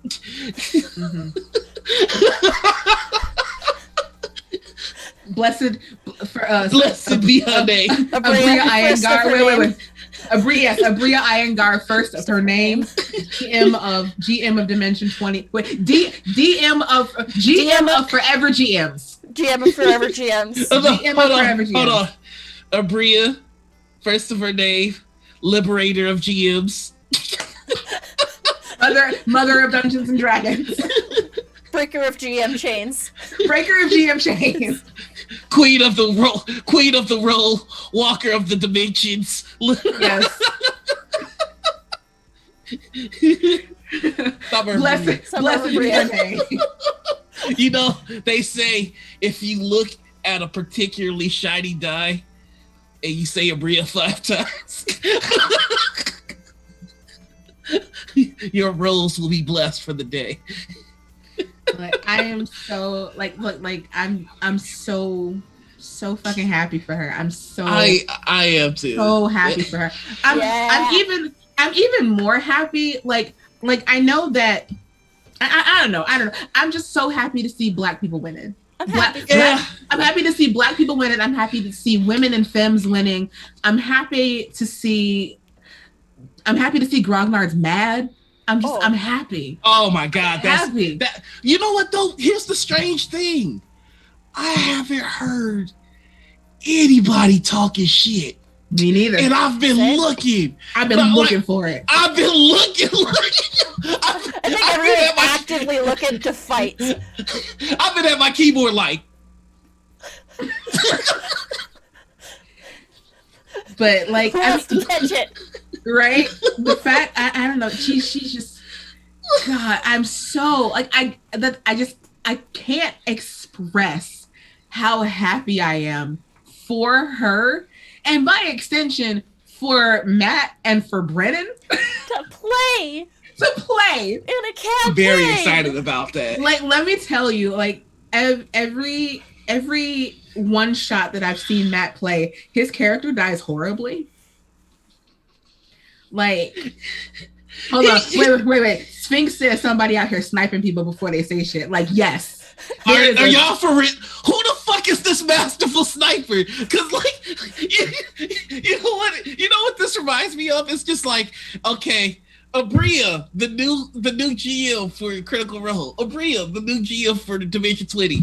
Everybody got their fucking sniper rifles out, got on the roof like, oh, you on this roof too? So let's see how you and somebody's already got a hole in their head. Like, who the fuck did that?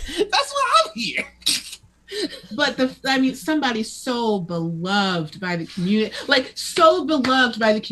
that the only thing that they were met with is praise, admiration, and excitement, and hashtags. Summer of Abria. We got her name trending. Oh, I'm so I cannot explain how thrilled I am. Being on the I'm sorry to keep interrupting you. But you're good. Being on the other side of the table from her though, like I know I'm only upset that I didn't get to experience it in person, but like I can understand why she was chosen, because she's just fucking amazing. I've only played with Abria once. And it was in a game with me, her, I think it was Honey and Critical Bard. Oh, I love Honey. Honey is so cute. I love Honey. She's adorable. She's adorable. And it was like a princess game. Like we were all princesses. Mm-hmm. And like whenever I'm at a table, I'm just like, all right, I'm trying to make everybody laugh. Like I'm trying to knock that shit out the park. And like you ever see somebody and you're just like, oh my God, they are so much funnier than me. Like, how is she doing it? It was like the scene in Dragon Ball Z where like nobody can keep up with Goku and Cell fighting. Like I can't see how she's doing this. But yeah, she's so good. She's so good. Praise her. Bless her light. Praise her name. I somehow hope somebody ends up doing that in front of her and she has no idea where it came from. I think we need to clip us doing the thing and then make some GIFs of it and post it around the internet. Every time it's the summer of Abria.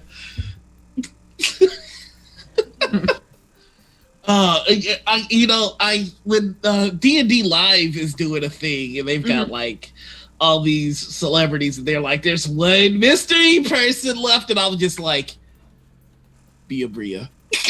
Let's get the hat trick. Let's go. Right? I don't think it will be Abria because it's like not like this is in no way like shaming Abria, but she's not a celebrity. Something like Abria would speaking from what I know of the way like D&D Live is for the celebrities, D&D Celebration is for the community, right? Mm-hmm. So, like last year we had D&D Live where all the famous people were like games. And then we had D&D Celebration where the community was like games. So I assume that it'll be the same thing this year. So I bet you that we will see a Bria in Celebration. I bet you. Hey, Wizards, how's it going? It's me, your boy. I'm out here doing my best, living my best life. Invite me to Celebration. I want to go. No art Celebration. Make it happy. No, I'm just kidding. Celebrate Noir. # Celebrate Noir. Praise Noir. No. That is blasphemy of the highest order. Are you kidding me? I've got to take myself to the stake for that. Oh God! It's 15 minutes of Butter King Bandit. I'm so happy. Post that name. No, I was gonna say. I mean, you could have ignored it though. They already caught on when it was exposed. Yeah, it's by my baby who keeps sabotaging me. By your partner who loves you. But yeah, I can't figure out how to get rid of this unfollow bug thing. Look, we got friends. Hey, Carter Sideshow. Jesus. Welcome in. Jesus Carter Sideshow, Christ. our partners from the Rolling Together stream team. Hey. Hey, y'all, welcome to the chat. Welcome in. Oh, the water's fine. The arms dealer. I like that. Oh, I like that. Welcome, friends. Armes dealer? Armes? The Armes dealer. My name Armes. Well, my name is Armes and I am the Armes dealer. Welcome to my shop. Why isn't there a fucking Princess Bride TTRPG? There is.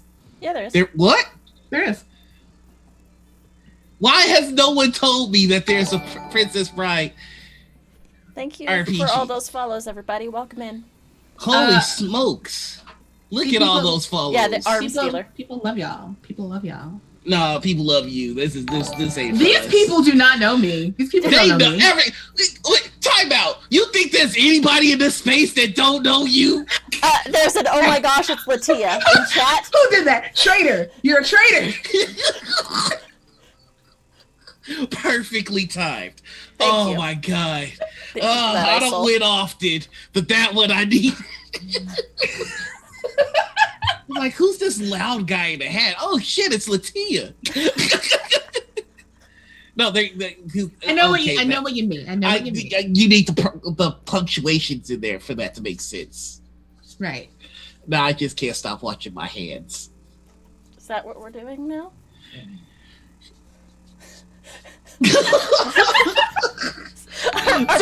Are we doing liquid on stream? Is that what we're doing? Are we all unleashing our inner raver? Sometimes I just imagine like Wizards practices their somatic photos just yes. Right?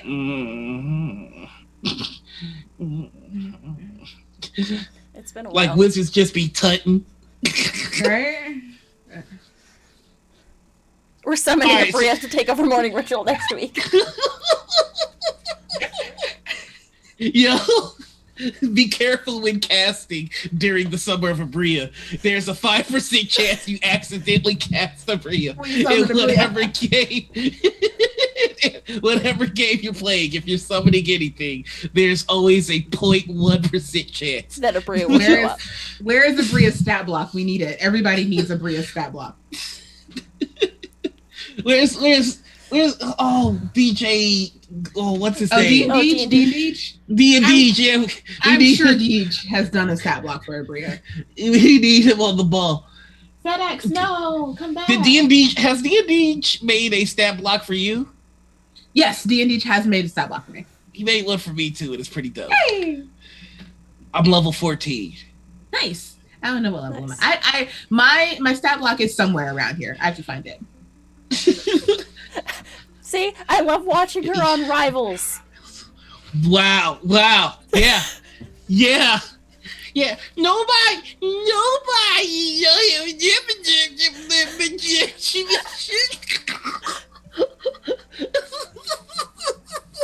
Time to go. You get back here. You take the shade. LaTia.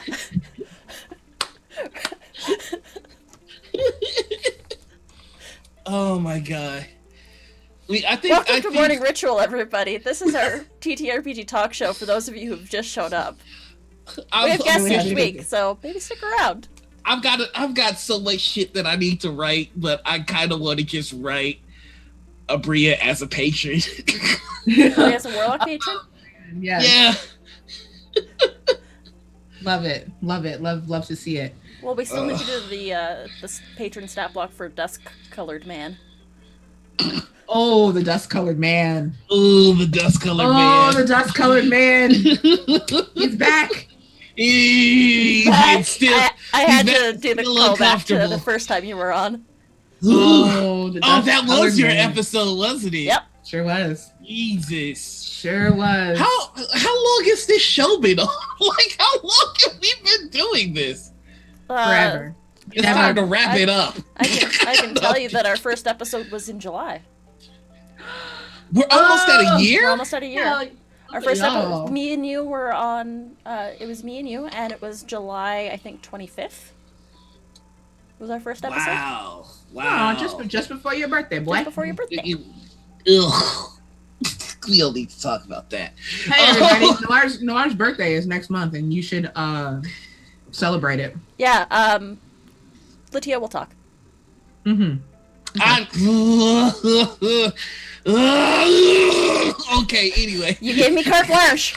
I know I shouldn't have, but I did, and I love you so much, babe. You know what'd be dope is if we had like a one shot with all the people that we played with.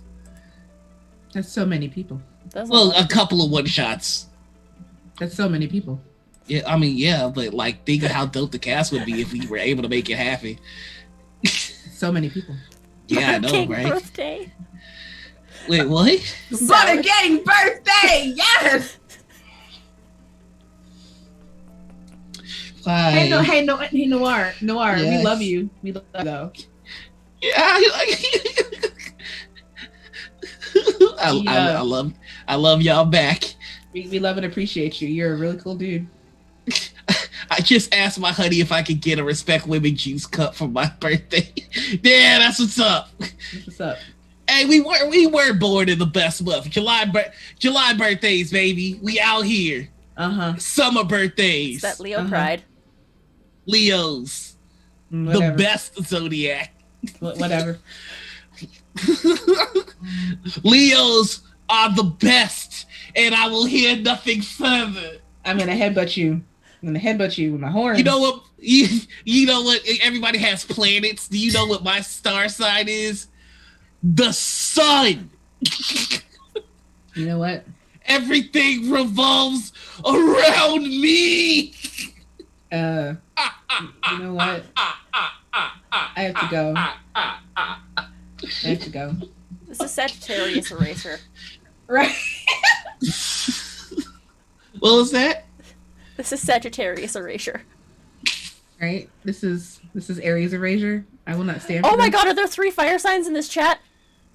Oh no! Oh no! Oh, that's why this is a disaster. Yeah, this is that explains this clusterfuck. Oh wow. Fire sign, like all of them, we're here. All fire signs are represented in this chat. Yep. That's all nice, but attention, please. Attention here, please. I need to sustain myself. Put the attention in my hand. I am like Tinkerbell. I need applause to live. So how many more episodes you guys got in your season of Waterdeep? The season of Rivals. We just hit 5, so we got 5 more. Oh, so it's 10 each time? Mm-hmm. How many seasons are you all on? This is our 10th season, so we will hit episode 100 at the end of the season. Oh, congrats. Okay. I've gotta send out an invite to the rest of the cast here. Get the rivals over here so we can talk, and maybe I can get some stories about you for once. What are you talking about? Nobody knows me. I am unknowable. I'm unknowable. I am John Cena. I am John Cena. You can't see me. I can clearly see you. That's not me.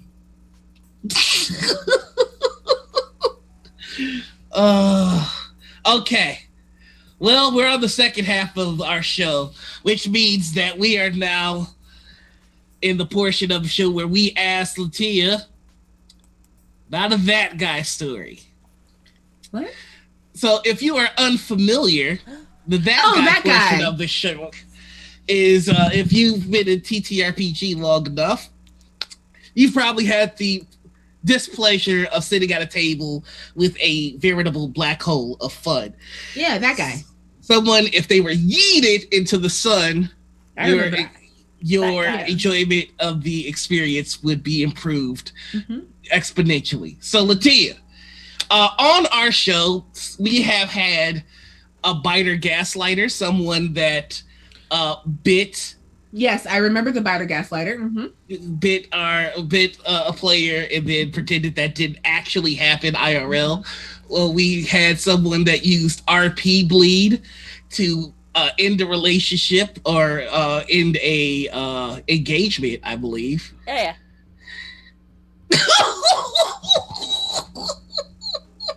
Yeah. What? We've had your basic game store creeps, guys who like walk next to somebody and just like sees that there's no ring on the finger with some creepy ass shit like that. Checks for ring.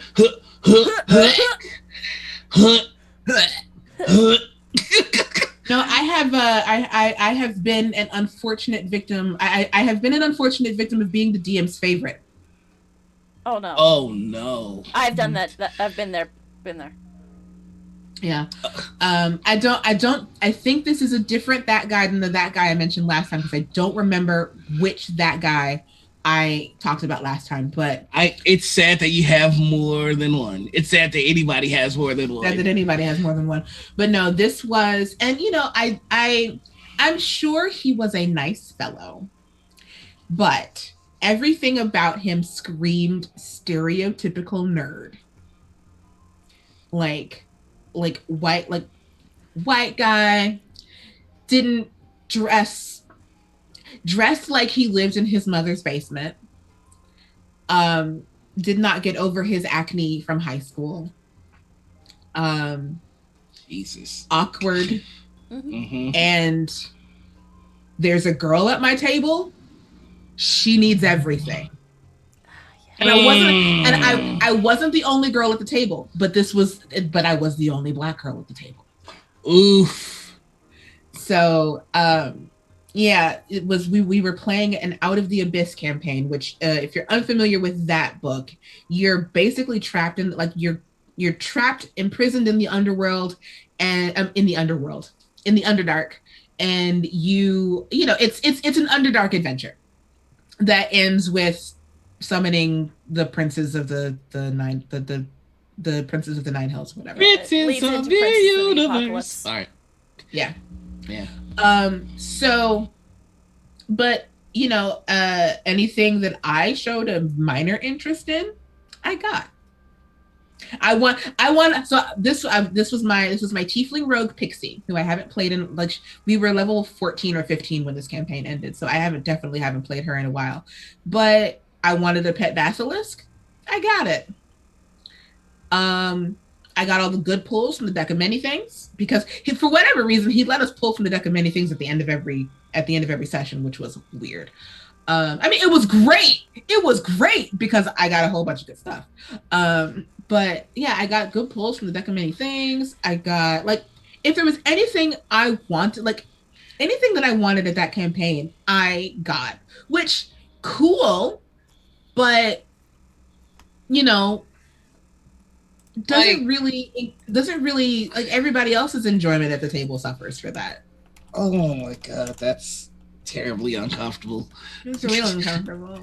That's real uncomfortable. It's real uncomfortable. I hate to ask this next question. Go for it. Go for it. Did he act expected? No. Is okay because that I don't think he knew what that. I don't think he knew what that meant. Okay, because I have been in games with that guy with the like. So like, you want to hang out after? Like, dude, you're making this awkward for everybody. Yeah. Stop it. Yeah, this is uncomfortable. Mm-hmm. No. I did not get that bit of the that guy scenario because I was crushing on another guy at the table and I was crushing pretty hard, which I think may have helped. But yeah, no, that is my that guy story this run. I was the DM's favorite. The DM's pet. Yeah. You got any stories you'd like to add there? Oh. I mean, you know the one that I was the DM's pet for. Because it was the game that you were in too. When you say that, I got everything but levels apparently.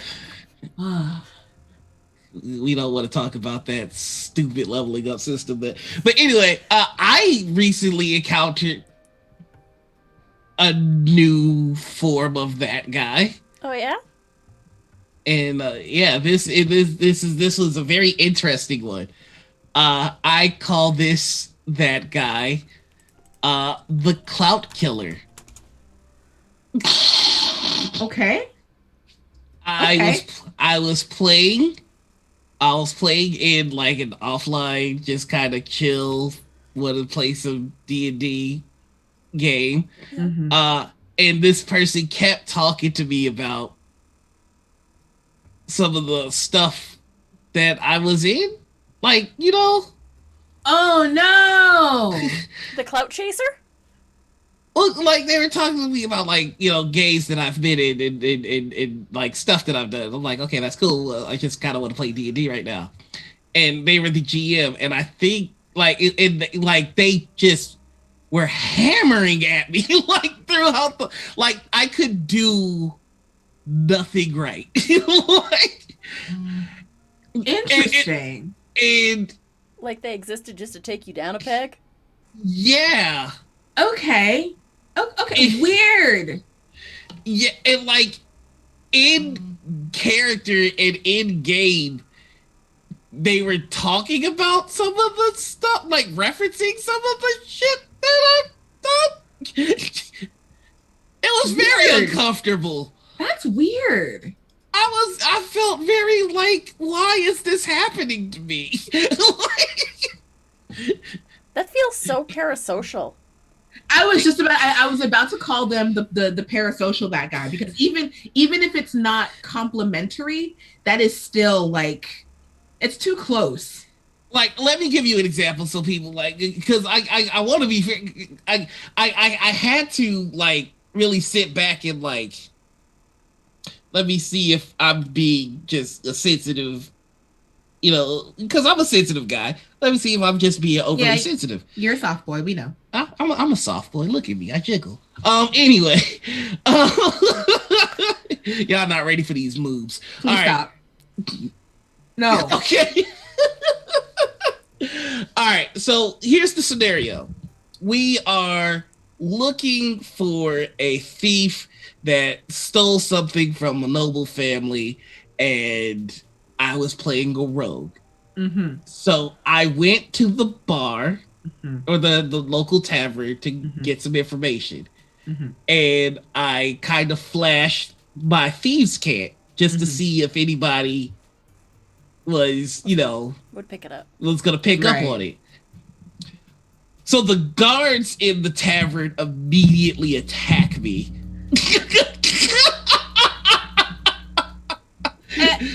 Because I'm using thieves' cant, which is a clear sign that I'm a criminal. Okay. Like, I'm like, what? Like, I'm not. Going on?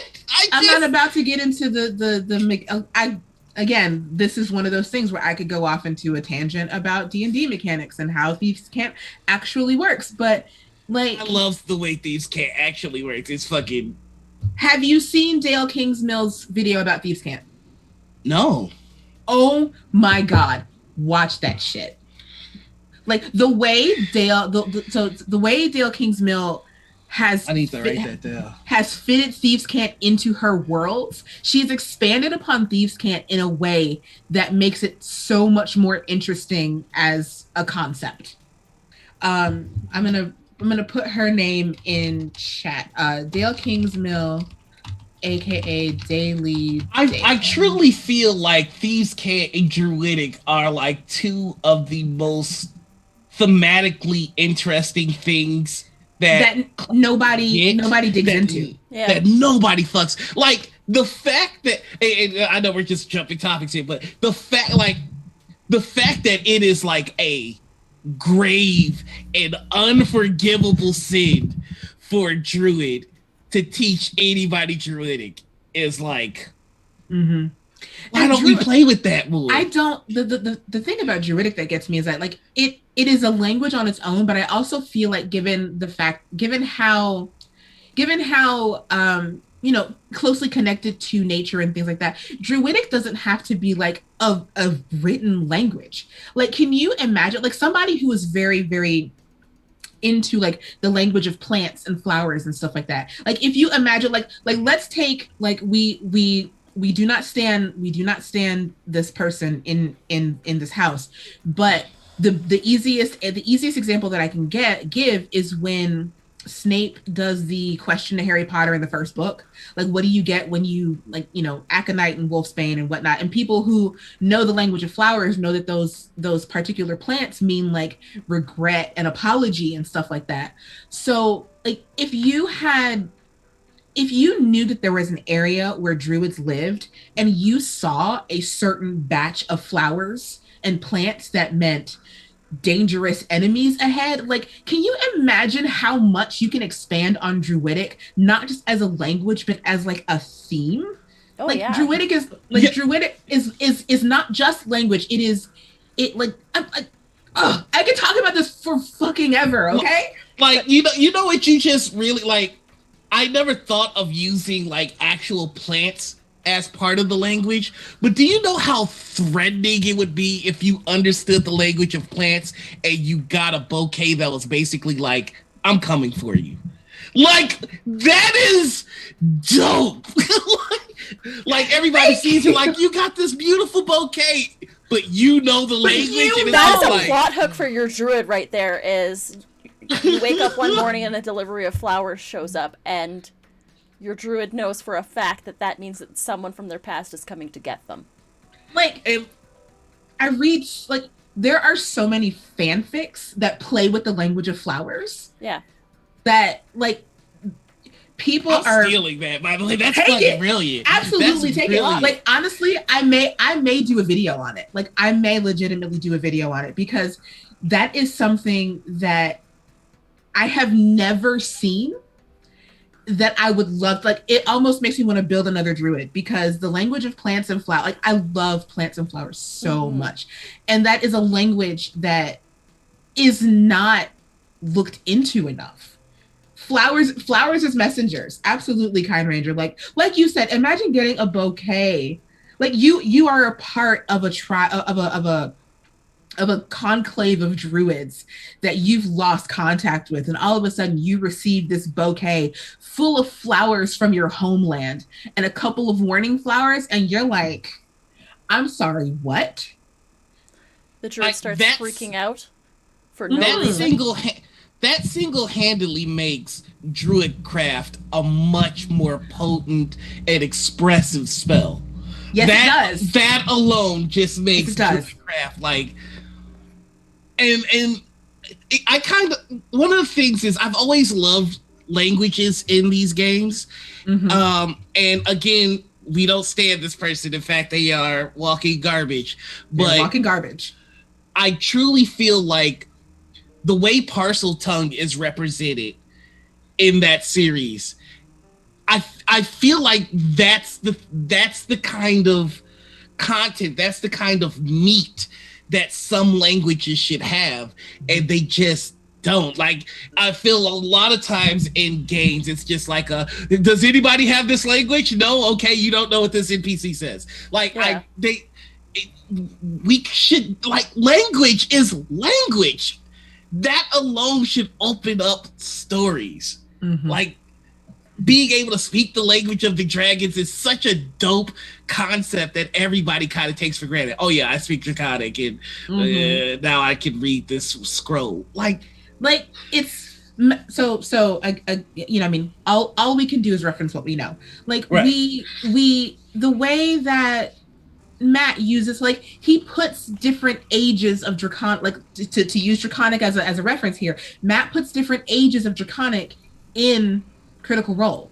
Like when in campaign 1, the I do believe it's when Vex gets her broom of flying, the command word to make it fly is written in ancient is written in archaic Draconic, right? Yeah, that's the language of magic in Tal'Dorei is Draconic. Yep.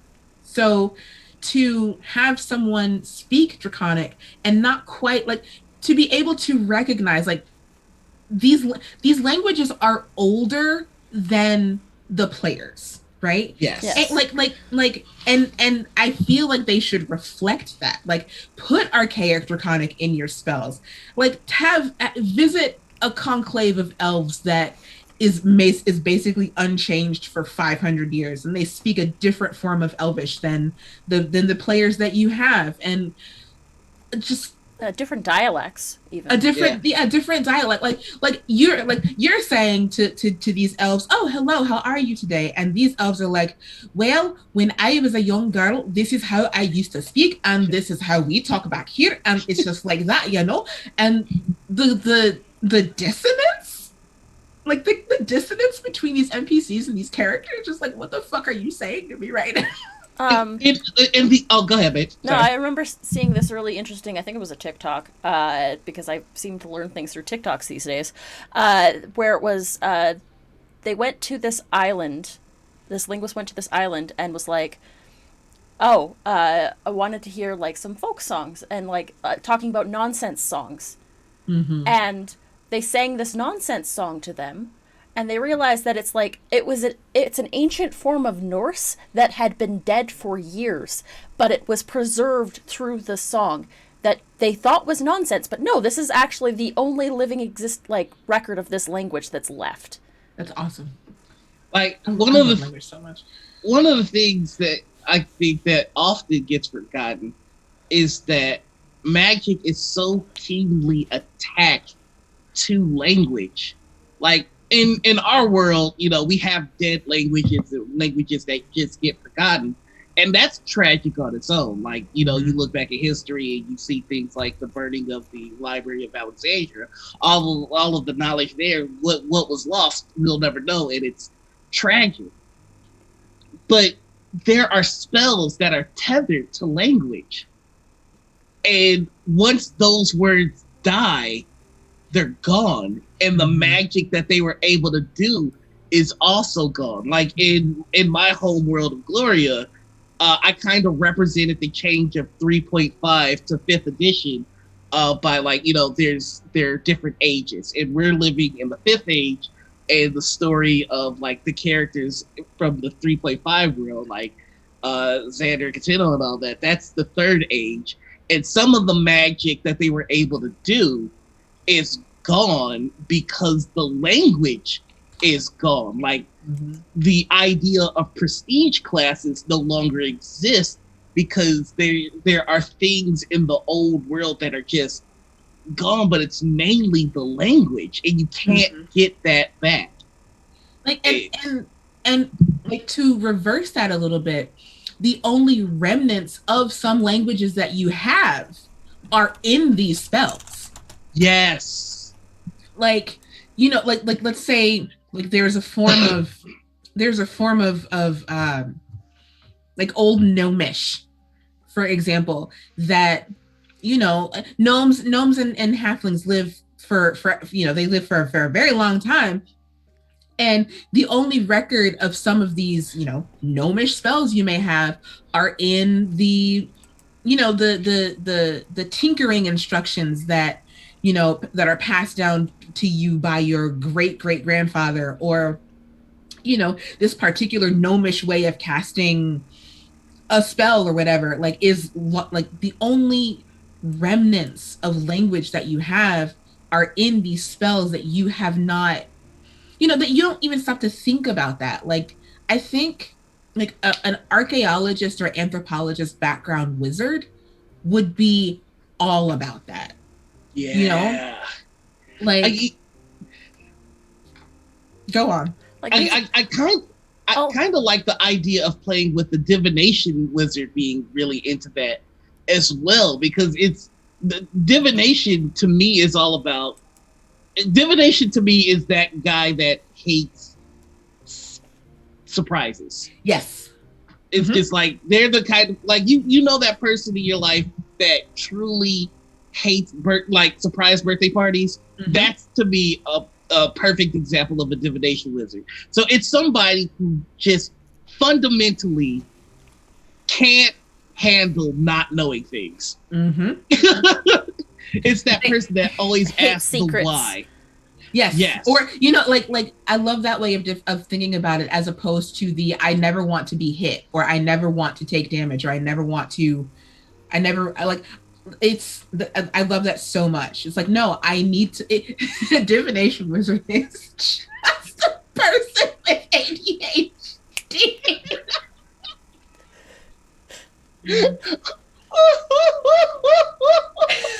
Yep.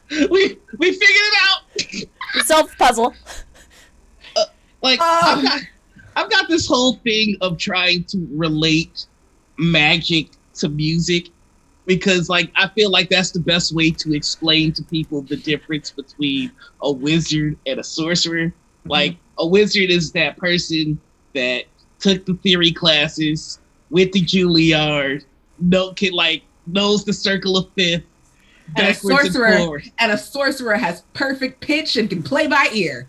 Yep, it's the prodigy. But I mean, to me, I feel like that makes sense, because you have your classically trained opera singers, you have your classically trained jazz singers or jazz players. Like they find their genre and they master it. They can do other stuff too, but like they're really good at what they're doing.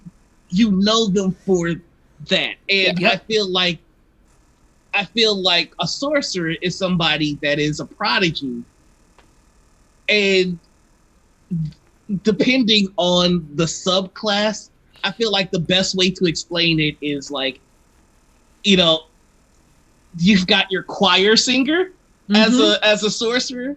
They didn't study it; they were just raised in the choir, and so that's what they know how to do. Or you've got your prodigy that just does things that doesn't make sense, but it still works. Like to me, I would describe Jimi Hendrix as the quintessential wild mage. Like, yes, he just did shit. Yes, and my favorite Jimi Hendrix story is his guitar tech hated him because his guitar was never in tune. Jimi Hendrix would just go on stage, play, hear how the guitar was tuned, and just go, "Oh, okay, I got it." All right. Just start shredding. Yep. The guitar tech would be like, "My guy, you were out of tune the whole time." Like, if that's not a wild mage, I don't know what is. It absolutely is. Oh my God! Wow, you've just changed my life. Wow. Wow, you've changed me. All this because of that guy.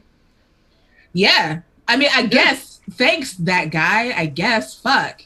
I mean, like, look, that's kind of what being a GM is. It's taking a bad situation or something that's annoying and turning it into something productive and useful for everybody else. Wow. Like, every time I see a sorcerer subclass now, I'm just like, okay, how would I relate this? Right, what kind of musician I relate this? Like there's like Matt Mercer has his own variant of time magic.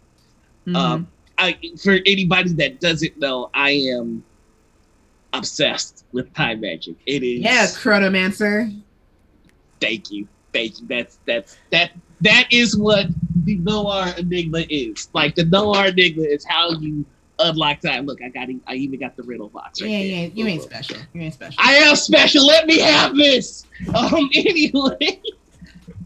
So like I feel like the variant that Matt Mercer made is very much a prog rock musician. Essek is Strawberry Girls.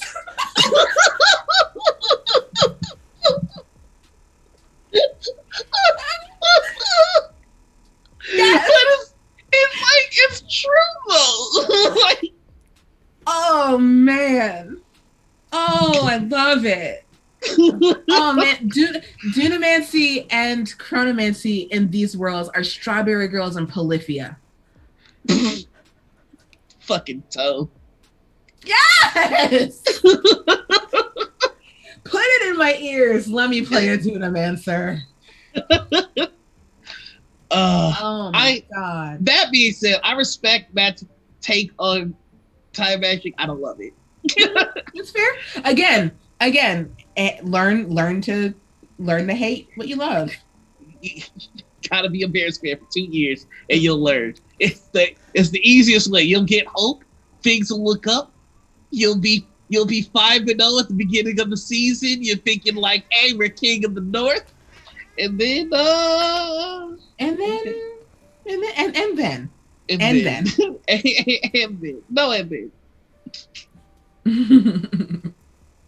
Yes. We're about to educate y'all in terms of music. Polyphia, let me tell you. Let me fucking tell you. Hold on. Get ready to have a treat for your ears. Oh my sweet mother. Listen to this song and then listen to this whole fucking album. Turn your headphones down just a little bit. Listen to this song and then listen to the entire album and then tell me how much you love Polyphia because it's good. It's real good. It's good. And these motherfuckers don't miss. All right. My next question. We haven't really been doing the interview format. We just be chilling. But if you could fix one class in 5th edition, what class would you fix and how would you go about it? Oh man, don't ask me about classes. I don't play D&D. Could you do me a favor and look fucking behind you? You think I read all that shit? You know how salty I be every time I look on Twitter and motherfuckers like, thank you, Wizards, for this cool ass dope ass shit. I'm just like, fuck y'all. You're not special. That's my hater coming out. That's okay. I still love you. Somebody has to. Anita does. I know. I said somebody has to, and you signed up for that. How many incense sticks have you lit? I can't help it. You should smell my apartment. Okay, so there's a story here. Wow, here we go. Wait, I can still hear you. I'll tell the story. I'll be right back. So I went and visited back in April, and I came back with a hoodie, a shirt, and this microphone. And every time I smell this microphone, it smells like the incense he burns in his apartment.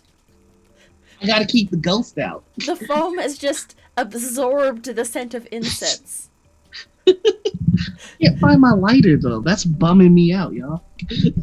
So if you lean in real close, just give it a nice little smell. It's like, oh, it smells like home. You too can smell my apartment. I found my lighter. Nice. So yeah. All right, I'm back. So yeah, this foam on this microphone smells like Noir's apartment. Of course it does. Teeny. I was literally, a teeny. I was about. Why? Did you just call him dead? No, yes, he did. No, I didn't. Hold on, wait. I have to protect his identity. Yes, he did. Yes, he did. Okay, so how do you have him in your phone? The name or? Yeah, I have his the government name. I have his government name in my phone. Okay, I've got him as his Royal Majesty Holiness Sir Dr. Bebop Scallywop Steve Berry Esquire the Third, Junior of Chicago.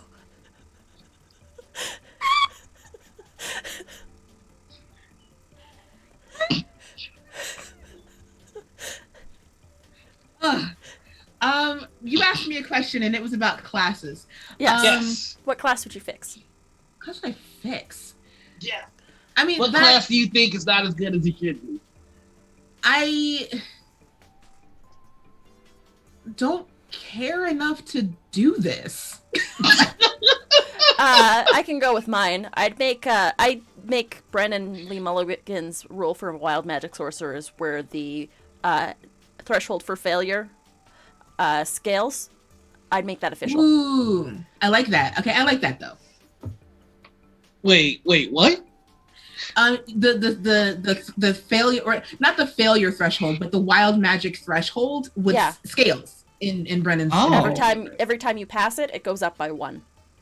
Oh, okay, yeah, that is. Does it reset when you finally wild yes. you finally wild search? Okay, yeah, I like that. Okay. I mean, I feel like the sorcerer needs more than that because sorcerers need more in general. Yeah, that's sorcerers got fucked in 5th edition. Yeah, I don't know exactly what I would do to sorcerers, but having played one recently, I think they could use a little bit more. But I did enjoy my time as a sorcerer and would play one again. How did I fit that all into the contact name? Android, baby.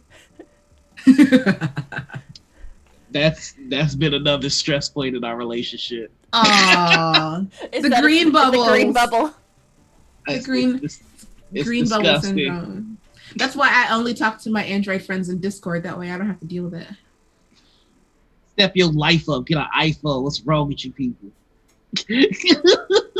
Join us. It's not too late. There's a gentleman on TikTok that I straight up stole this from. I think his name is the Black Apothecary. So if you see him, I love that word. Yeah, I highly recommend following him on TikTok. So he's got something called life casting, or life source casting. Mm-hmm. And I think that this feature, if given to the sorcerer, would make them on par with wizards. And essentially what it is when they are out of spell slots, they can still cast. Mm-hmm. However, they have to pass a constitution check equal to 8 plus their proficiency plus the spell level. Okay. For spells levels 1 through 3, if you fail, that's 1 point of exhaustion. Ooh. For 4 through 6, that's 2. And for 7 to 9, it's 3. It's 3. You know, I like that because sorcerers are innate casters. Like, I mean, their magic is born in them. So I think like having it, like if it were more tied to life, I think I would be cool with that.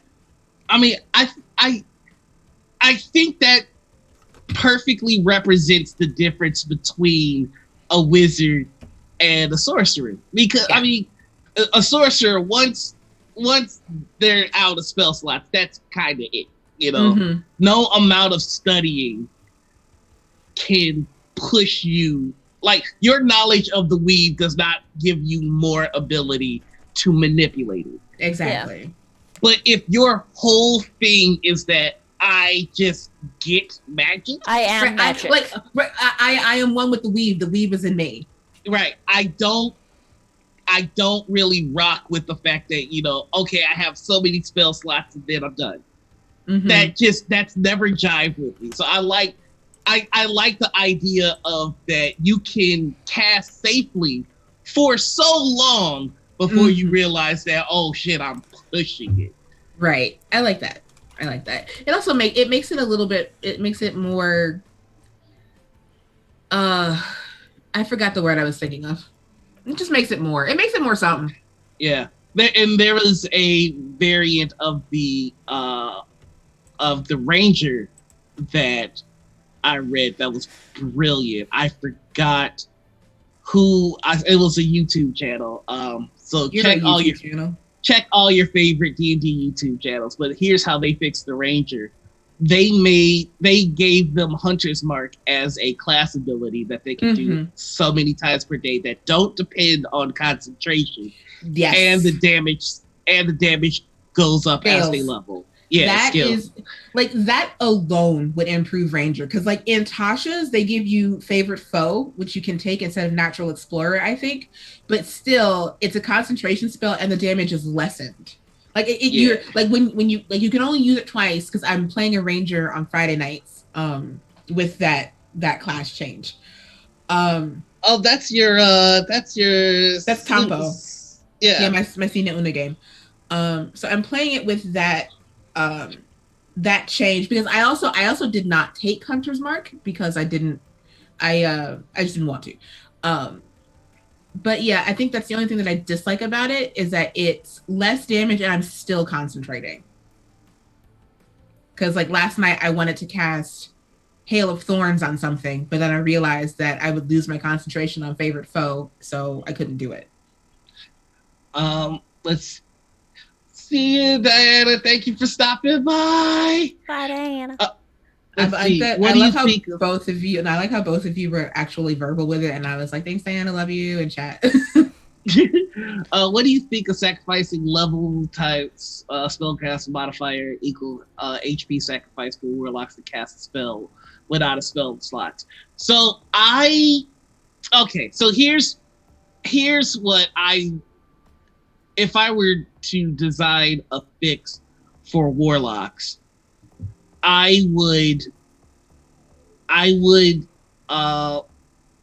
make a class feature where you can bargain with your patron to cast when you're out of spell slots. I would try and make it as thematic as possible, like, oh, you can call your sugar daddy whatever. He may give you more spell slots, but like, what is it worth? Right. You know? That sounds like a chart. Yeah, that sounds like initially that sounds like a chart, but also if you work with your GM with that, like there are other things that can be involved with that. But I could see that being like a D12 chart to start. Yeah, in order to avoid it becoming game breaking, the more you do it, the harder it is to get the bargain. And the more it costs. Because here's the thing, like, so to begin, Warlock Patron symbiosis is not always, I love that word, is not always like it is beneficial, but it is more beneficial to the patron. Yes. Because the patron needs the warlock for whatever reason. So I think it starts off really nice, and like you said, like, not to say really nice, but you know what I mean. Like it starts off cool, like, yes, I am your patron. I will give you these things in exchange for your service, and it's like, if the warlock begins to abuse is not the right word, but take advantage of. There's a syntactical difference between those two. But if the warlock begins to take advantage of that, and if the bargains do not serve the patron, they are harder to get. Yeah. Exactly. Like I feel like one of the things that separates, let's say, a paladin from a warlock is that on some level, the paladin's power belongs to the paladin. Mm-hmm. The paladin goes, I am so devoted to this thing that this is how I'm going to live my life. I made a promise so hard it gave me power. Yeah, I swear so hard that I have powers. Mm-hmm. The warlock's power is never theirs. Right. And the warlock, here's the thing. A paladin trains to be of service to their god, right? So right. A paladin is already skilled in, or may already be skilled in their sword fighting, in their, in the things that they do, and their power is enhanced by service to their god. Yeah. A warlock may be skilled in sword fighting, or may be skilled in, in one thing or another, but the bulk of what they do is because of the pact with their patron. I have a concept for a very wholesome warlock that I'm thinking of bringing into a game somewhere. Mm-hmm. And what's that? So the Warlock Patron is just like a really supportive parent. Mm-hmm. The backstory being that the parents of the child sacrificed the kid to the warlock in exchange for power. And then they gave and then the warlock and the warlock gave the power to the kid and just took the kid in and decided, like, could you imagine just imagine the patron saying something like, can you imagine giving up your own child for power? That's ridiculous. They're much better off with me. Yes, absolutely. Shinobi, the warlock is not necessarily the personification of the patron. The patron gives abilities to the warlock in exchange for their, in exchange for something. In exchange, like, you may not, like, depending on the backstory that your warlock has, it could, like, let's use Ford for an example. Ford's pact with Ukatoa was brought on by the fact that Ford had literally just fallen off of the deck of an exploding boat and was about to die. And Ukatoa reached out to him in exchange, and he made a pact with something he did not understand that gave him his power. And the first bit of his arc is trying to understand why he has this power, where it came from, and what Ukatoa is. I honestly think that is the most fun part of being a GM when one of your players is a warlock, because I truly think warlocks and paladins are the easiest for me to GM because it's all there. Mm-hmm. And there you got to take a look at the patrons. There's like the great old one, like fucking Cthulhu. Right, it's Cthulhu. I just the idea of trying to comprehend what plan Cthulhu has for you is maddening just on its own. Quite literally maddening. Yes, it's just like there is no rhyme or reason to why Cthulhu would be like, you know what, you're cool. You can shoot laser beams out your hands now. Exactly. What? Like, you can go to town with that. Mm-hmm. And I feel like when a GM hits that out of the park, it's something special. As someone who's played 2 warlocks and a paladin in your games, you're very good at running paladins and warlocks. Because you never, like, a warlock is just your magical sugar daddy. They can show up whenever they want and do whatever. I had a character that I played in the before times. Bright used to run games at a bar. I had this Palalock who she was born into a family where, like, it's either the firstborn or the son becomes, like, they basically have a patron of the whole house, right? Like the family like has a Rome, patron. like in Rome, there's a household deity. Mm-hmm. So it's either the firstborn or the son that becomes a warlock. and she was the younger sister to this brother who was going to become like there's ceremonial and everything, like everybody knows it happens. There's a big old ceremony where it happens and stuff like that. But the night that she like it's a little giddy in the ninth in that she was going to be the paladin that protected her warlock brother.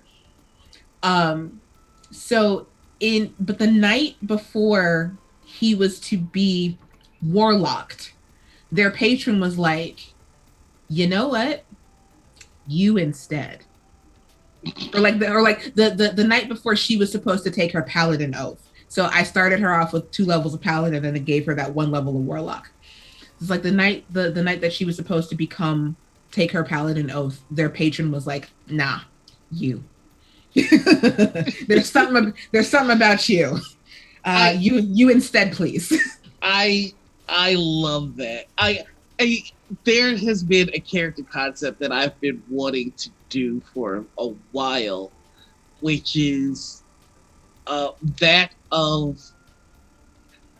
So you've got this individual who has sworn themselves to this god, and this god is an adversary of this other being. I'm sorry, I thought you were going to say that this god was Adam Sandler. Yes, you have taken the oath of Sandler. The oath of the water boy.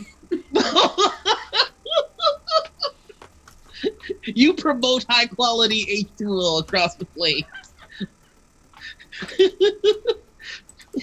You can now smite when you grapple. Hold on, I'm actually kind of thinking about making water boy. Wait, so if you are the oath of Adam Sandler, who are you, like Kevin James or Rob Schneider? Ugh, you just made it gross. Why'd you have to do that? Oh, snap. What's old snap? I'm sorry. My uncle went out and picked mulberries today. I'm very excited about that. You're very excited about it? I always get worried. About that. I always get worried when you say, oh, snap, and you look at your phone, because the last time that happened, we were playing Broken Circle. And you told me, oh, Kobe. Right. I didn't believe you for a good 10 minutes. Anyway, basically, I just want to play a paladin that got swayed by the opposing god and is now warlock. Well, shit. It's fuck. That's forward. That's forward, but backwards. Well, no. Yeah, it's forward but backwards. But I mean, it's still open to interpretation. Like, it's not like your paladin does not sound like a paladin who got in too deep. You know. True. Yeah, like Ford was starting to realize that he had gotten in a little bit too deep, and then the wild mother was there too. I truly feel like they rushed to end this season, because I feel like there was so much more there with Ford. I feel like Ford got a raw deal. Yes, but I agree. Like, I wanted to see a resolution with Uk'otoa, but the fact it's partially their own fault for getting so involved in the shit between the Empire and the Dynasty. Yeah. But also Ford's journey was not necessarily tied to Uk'otoa. It was tied to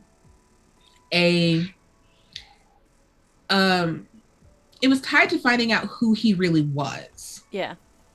Like the absence of a parental figure, like finding Vandrin was a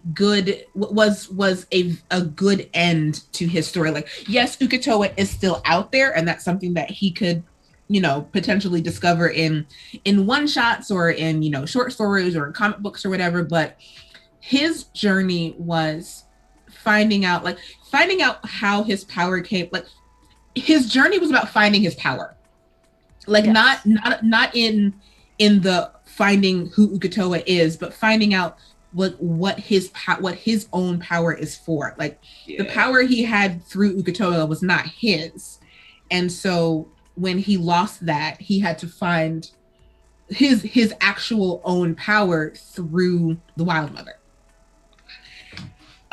Which he did to great effect. Like you don't really see a lot of Paladin Warlocks, but I think he played a Paladin Warlock very effectively. Yeah, he was very impressive. I this is a dumb question, but I'm not an expert on the critical role lore. Well, neither am I.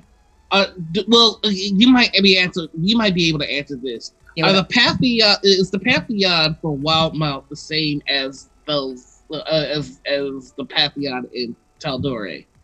Okay, yes. So yes, it is, but there are certain gods that are outlawed in the Empire. Mm-hmm.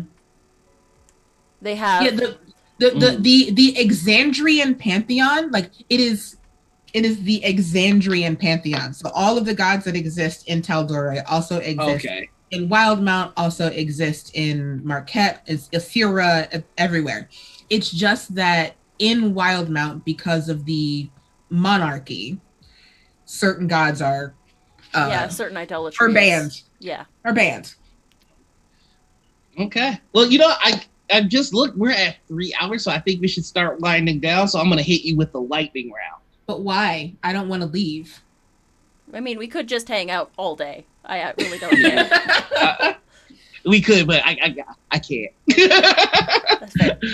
I've got responsibilities. Why? So lightning round. Ready? All right. No. All right. So when are you going to be on Critical Role?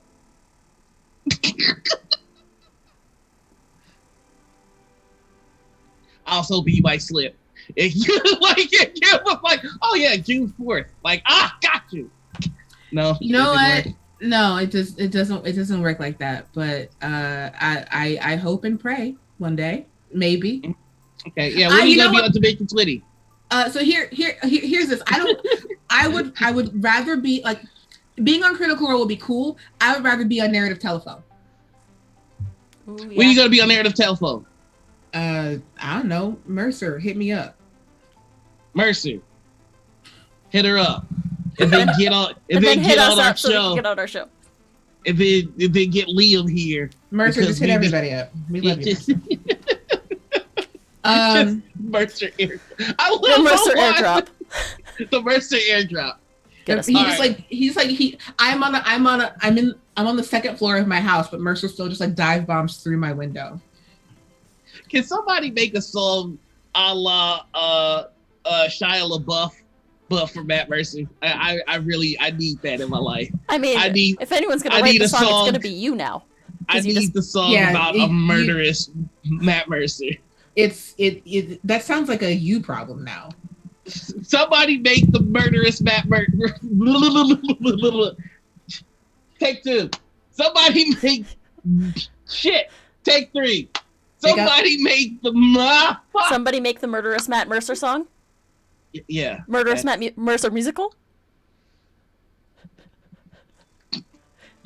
The murderous Matt Mercer musical. To answer your question, to answer both of these goofy lightning round questions, I don't heckin' know, man. I'm not in LA.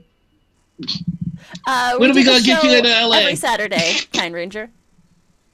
When will I be in LA? And end of August, actually. I'm planning a vacation to LA. Nice. Oh, a vacation? Yes, a vacation. Yeah. So why are you really going there? To see my friends. And what else? To see my friends? Now there's something here. I can smell an NDA. It smells like French toast. I mean, what are you hiding from us? I'm hiding. I'm under NDA. I can't talk about it, but it's got. Also, there is the NDA. It has nothing to do with the fact that I'm going to be in LA in August. I'm just taking a vacation. Oh, a vacation.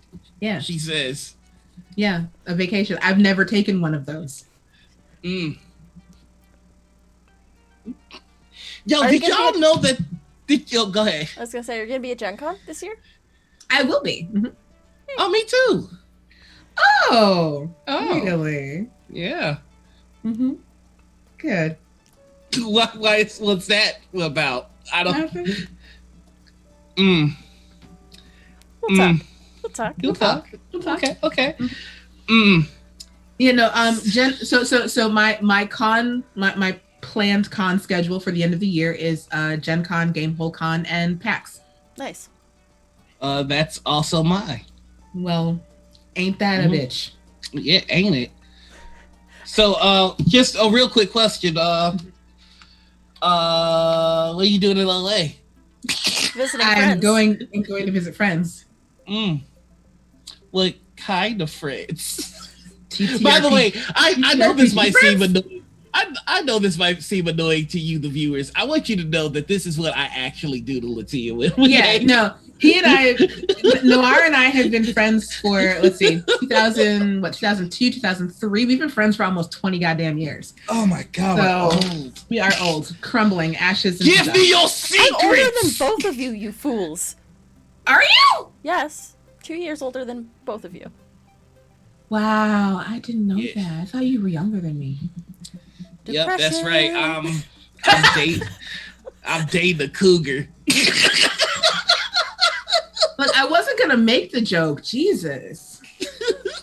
But no, I'm going to LA because the last time I went to LA, I was only there for 3 days, and I saw a studio and an Airbnb, and I would like to see more of it. God damn it! What studio?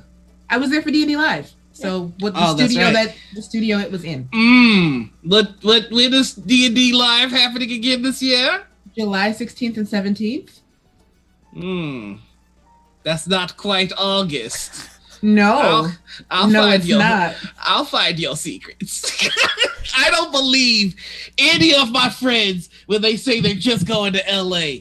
That means you too, Seffi. I know you up to something down there, and I want to know what it is. All you people in your NDAs. No, really, I am just going to LA. Okay. I don't know what the fuck I'm gonna do when I get out there. I'm just going to LA. Yeah, no, it's cool. Okay. No, I feel you. You just go to LA. Yeah, I'm just going to LA, and you have just suddenly developed a nervous tick. It's okay. No, that it happens. I'm going to be over there in about an hour to make sure that you aren't suffering from a stroke. I probably am. Do you need his new address?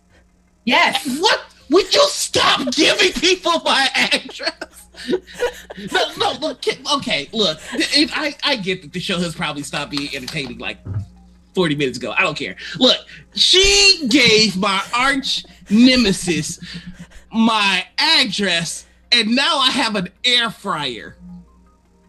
And coffee. Who's your arch nemesis? NNG9 or Alicia. I'm not gonna. I don't want my enemies linking up. I'm not your enemy. I'm your best friend. Yeah. Just like you doing nothing in LA. We really need to talk about this nervous tick of yours, man. Does he change apartments every 6 months too? Actually, You've been for like over a year. Yeah, I was in Hoffman Estates, and now I'm not. And you'll never guess where I live. I'll never dox myself. Anita will talk. We'll talk. No, there's no talking. Here's the thing. I have an unexplained natural charisma of like 16. So it's very well explained. LaTia, please. I don't get it. As I look like a booger wolf, I know that my charisma is a hard 9, and I am okay with that. Noir said the show stopped being funny. This is still funny as hell. Yeah, LaTia has a folk hero background for real. Sure do. I am legend somehow. My background is Haunted One.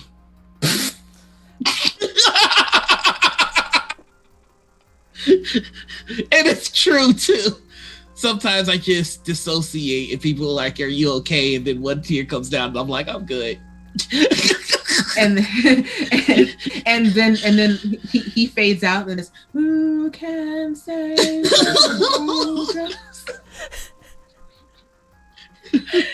Thank you. Thank you, Bo. Yes. His charisma is astounding. No, LaTia's charisma is astounding. That is correct. You both have incredible charisma. I've got a hard 9. No, I don't believe that. Yeah. 19. Hey. Look, y'all have to understand charisma is also in terms of looks, right? Okay. So like it's force and personality plus looks. So like you're handsome as fuck. Please stop. This is I dated you for like a week. That was the most awkward week of either of our existence. That was theater week. That was when Hal took us to do all the theater performances, and so it just made sense to date during that. I don't fucking know, man. We broke up like it was a business decision. It was just that whole thing was a business transaction. It's like we're gonna be in close proximity for a couple of weeks. Do you want to date or share? Yeah, whatever. This was good. The breakup ended with a handshake. Like good game. But Pat, off you go.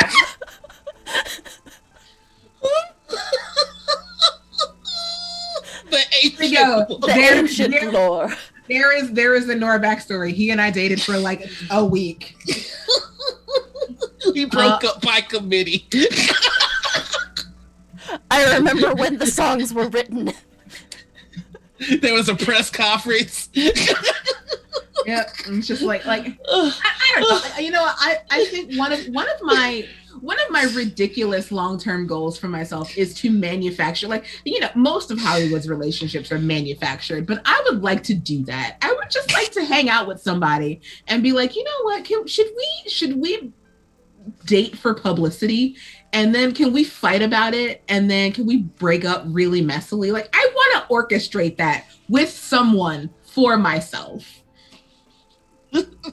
Like, it is the most ridiculous thing I want in my life, but it's what I want. Look, I beat you to the punch. Me and Anita, we are trying to become the TTRPG power couple. Yeah. And then once we take over the space, we're gonna break up and divide it. Correct. Oh, okay. Yeah. There will be factions. Team Panita. I already got my speech planned out. You know, okay. we gave it our all. But you know, sometimes it just be like that. Listen, watch out, Emily Axford and Brian Murphy. We're coming for you. I'm just fucking dead. I'm dead. I'm dead. I've shuffled off this mortal coil. Goodbye. I don't always use filters, but when I do, they hit. Jesus Christ. Oh my God. Why are y'all still watching this? It's Saturday. Go outside. Baby. Hey, you look kind of loose. You look like a full old snack. What's up, girl? What? Huh? Y'all are nonsense. How we getting more people watching this? What the fuck? How many times have you made a guest walk off no more? I'm trying to bat 100. Like I've walked off like 4 times today. I've walked off twice. Oh. So. Oh my God. So you're saying when is Monty Cook gonna start streaming Monty Cook games? That's a good question. I'm working on it. Make it happy. If you want any channels to partner up on that. Right, well, like there are Cypher System streams happening. Yeah. Get on it. I mean, we had Cypher System on this channel a little bit ago. Mm-hmm. Oh, I knew that. Yeah. Kayla ran a Sentai game. Yeah, and Like Drac you said. Drac does rule of lore every Wednesday? Yeah. I am gonna start doing streamer spotlights though, because I do like every stream that I see, I retweet from the socials, but I want to actually start doing like spotlights on y'all because it would just be a good segment for our newsletter. So I'm gonna start doing that. Okay. Yeah. I've got we're currently redoing our schedule for the next season of Critical Misses. Might have to throw some Numenera in there somehow. I've never played a Cypher game. They are very fun. Actually, if y'all do some Numenera and you need a guest, bring me on, because I'm gonna be real with y'all. Like, I'm so in tune to D&D that it's not for lack of want. I just have not played a lot of extra systems, and 2020 was supposed to be the year that I played all the extra systems, and then the fucking Princess Peach got all up in my business, and and I played one. I played Kids on Bikes, and that was it. You know what y'all should be playing? It's that Avatar game when it comes out. Yeah. Magpie, I did my pitch. Money, please. Oh, y'all got the like Magpie's got the TTRPG? Yeah. Yeah. Oh wait, I'm sorry. I'm thinking E3 and the Blue Skin Avatar game. Yeah. Oh no! I'm so sorry. Boo. Boo this No. man. No, I absolutely will be playing. I will be playing Avatar. But yeah, it is my goal to eventually get something regular going for MCG. It's just a matter I want to pay people, and we are still for all we have several systems and things like that. We are a small company, and I don't want to do it if I can't do it right. So yeah, that's fair. We pay our content creators here. That's right. People die. People don't make money from exposure. They die from it. Woo! I thought it was Saturday, but it's clearly Sunday. The way you taking us to church. Look, I wish I could take credit for it, but I do believe that it was. Somebody said it in the Forbes article for Into the Motherlands. It was either B Dave or it was either B Dave or Eugenio who said that. So I cannot take credit for that, and I'm sure many people have said it before that. But yeah, people do not make money from exposure; they die from it. So if I'm going to do something that involves other content creators, I'm going to make sure that they are at least compensated for it, because I would want to be compensated. So why would I not want that for other people? That's fair. That's fair. Lightning round. B Dave cast as Morpheus. Yes or no? Yes. Thank you. Okay. I brought that up last night and he just gave me the side eye. Yes. No. I don't know. Yes. We absolutely. Also, why is there not a Matrix TTRPG? Somebody fix it. That sounds like a you problem. I can't develop a whole ass system. Says who? You don't have to develop a whole ass system. You just have to skin the world of the Matrix around something else. You could do it in Cypher. You could do it in Cypher. Sorry. Cypher was the bad guy though. Hey! Throw the spoon at you. I'm gonna cut your heart out with a spoon. Gag me with the spoon. Would you stop offering to give people my address? No, so that's the cool thing about Cypher though. Like, we've talked a lot about D&D, but I do work for a company that does non-D&D shit. Cypher is so fucking malleable. Like, it's so skinnable. It's so skinnable. Our fucking rule book includes rules for, let me see, sci-fi, fantasy, fantasy, post-apocalyptic. Fantasy, modern, sci-fi, horror, romance, superheroes, post-apocalyptic, fairy tale, and historical. And then we've got other books that dig into those things a lot more. Like, and that's just the rule book. That's just the freaking rule book. Yeah. Right? The Cypher system is so good. And the GM never rolls.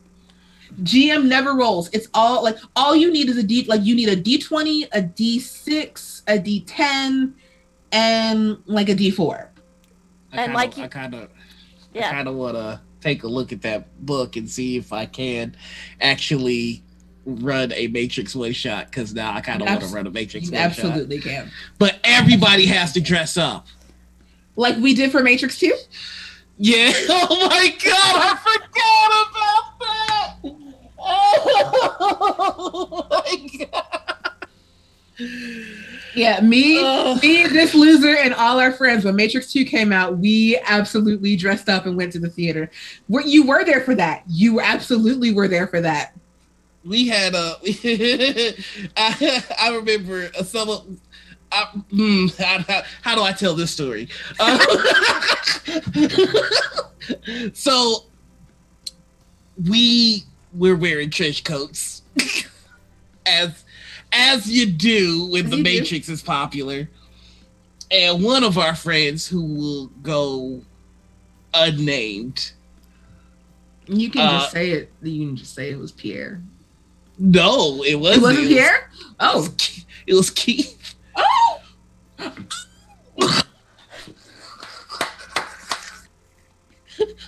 One of our friends decided we went to a pretty rough high school. This knows what's up.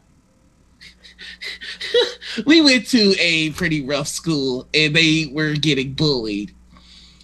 And so they have said that they had something on them. Now, looking back in retrospect, what this person said they had on them was a jet. Like, it was an AK-40. No, not AK. AK-747. It was a jet. I forgot the name of the jet. But he said he had that on him while wearing a trench coat. And the school went apeshit. Wow. He almost got suspended. It was a whole thing. Yep. Oh my god. Yep. In the panic. Yep. like it almost shut the school down. Yep. Like it was.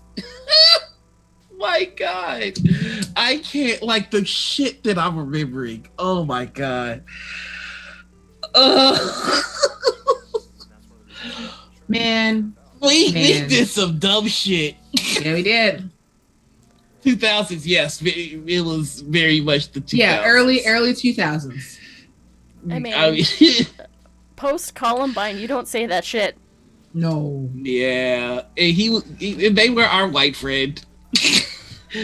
Yeah, what y'all need to understand about me and LaTia is that we went to a predominantly black high school.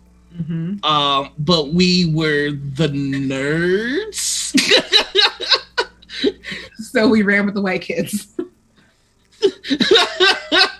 So we dealt with the white kids, is the way I'll put it. It was a mess. You can say that now, but if you asked us then, yeah, we circle drive crew, baby. Like, oh my god, we were so corny. I hate thinking about the past. It's so bad. Oh, god, hide his face. It's so bad. That's why you laugh at it now. You just laugh at it. Like you all will never understand how truly weird it is. Like first off, the fact that we're both in this space is weird. And hold on, wait. Let me tell you. When I started seeing you pop up on my timeline, I'm like, wait a minute. I only know one Noir Enigma. Come on now. What are you doing here, motherfucker? So okay, let's really get into it. Fuck it. I remember you learning to play D&D. Yes. And you took D&D and you fucking ran with it. Like, it was literally like, oh, LaTia's learning D&D. Oh, okay, we're gonna play a game together. And then I look down, and then like I look up, and you're like, critical role. And I'm like, the fuck is a critical role? And then you're just like, oh, hey, we got another raid. Another raid. Oh, wow. Oh my god! Thank you all for the raid. Welcome. Hold on. That was what I said. Like, I said that in my Adventuring Academy interview. Like, because it was Omnis who got me storytelling, and then all y'all got me into D&D, right? Right. And then y'all, like, I was just like, I can make all of these characters, and I can tell all these fucking stories, and I can just like, I can just do this. Bye. Like, and the thing is, do you know what it's like to like be in a hobby and then watch somebody like learn it, and then like you turn away for a second, they're like, I'm going to make money doing this. Like, I was like, that's possible. Right, and it was absolutely never the goal. It wasn't. It looked like you kept slipping and falling into like doing more and more shit, and it was exactly so impressive. Also, Omnis, 1, you are good enough. 2, you just gotta like scheduling is the fucking thing. Like, if you want to play a one shot, just say so. Just say yes. Like, I'll put you on tomorrow. I don't give a shit. I know where to find you, which would be ominous. Ominous. Oh my god! But no, is that motherfucker still in Illinois? I don't even know where you are. No, I'm not gonna dox him, but he's not still in Illinois. I'm not gonna dox him. I'm asking him directly. No, but anyway, what the fuck was I saying? Right, so it was just like I saw you like doing the thing, and I was just like, well, I'll give it a try. And now here we all are talking about Keith. Talking about high school. Right, it was just like, wow, this is a weird life. It's so this wholesome, is a fucking though. weird. This is a weird. You call it wholesome, I call it weird. Life is strange, though. Like when you think of where you've come from to where you are right now. It is. Look at where we are. Look at where we started. Fact that we're alive is a miracle. Hold on. Wait. Some of us, though, it's true. It really, I don't know how we did it. It's so fucking true. Ooh, yeah, I mean, all this to say, the power of RPGs, everyone. Truly, like, honestly, and I mean this with my whole heart. Say it with chest. If I could make any sort of success at this, literally anybody else can. Like, just fucking try it, because like I have no idea what I'm doing ever, and like it's so true. And like I've got like maybe like this much talent, so like if you can figure it out, if I can figure it out, you can figure it out. Man, Joe, man. Oh god. All this to say, I am America, and you can too.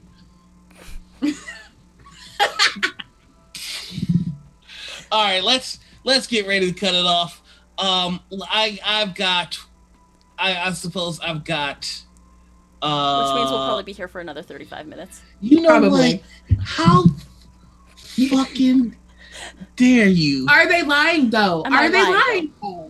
I've been trying to gently guide the plane down the runway, and you can't blame me if for some reason there are 3 people in this chat that are fire signs with ADHD. How dare you read me to filth like this in front of everybody? I'm reading myself. Oh my god! Filth. Wait! That's a show on its own. 3 fire signs with ADHD.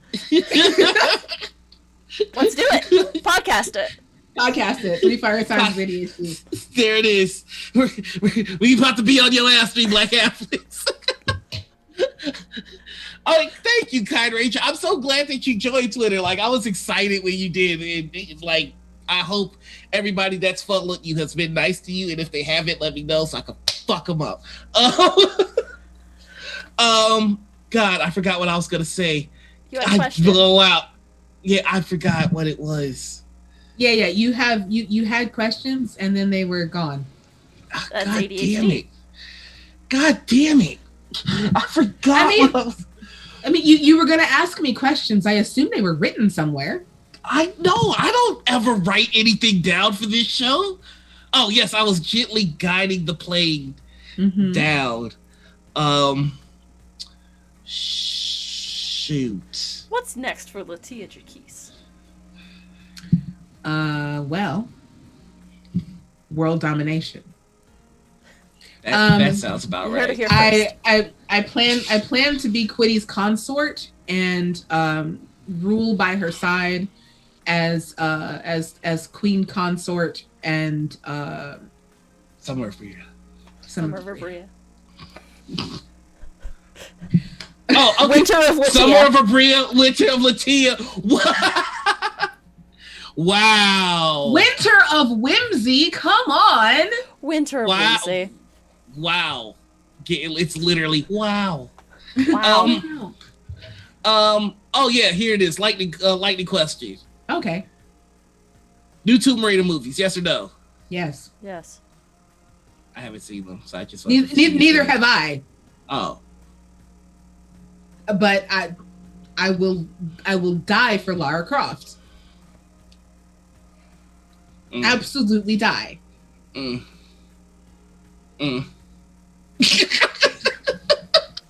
new games are pretty good.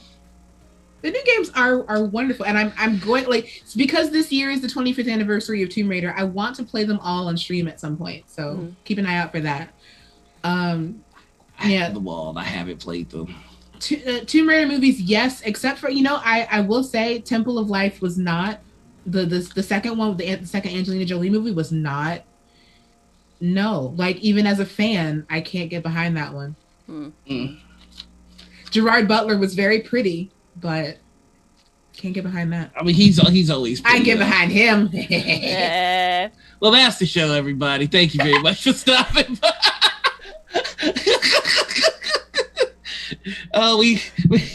We don't allow that kind of horny here on our show. Oh, you shut your mouth. This is a pure, chaste Christian. It's a pure, chaste Christian Minecraft. Yeah. Omnis, don't die on your way to work. I'll talk to you later.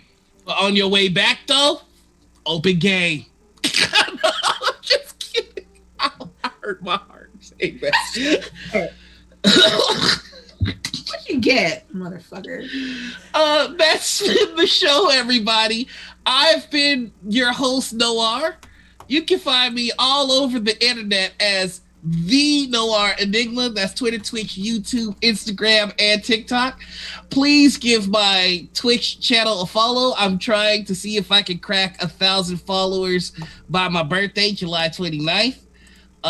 You can also catch me every Monday right here on this channel, where I GM Kingsguard, which takes place in the world of Gloria, a campaign setting I've been running for the past 20 years. God damn it, LaTia!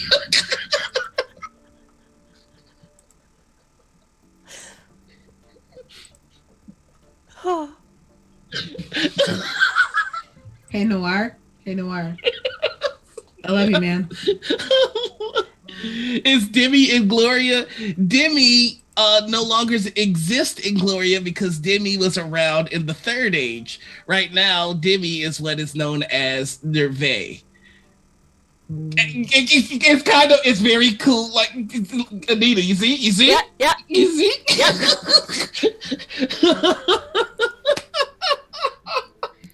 Oh, friends.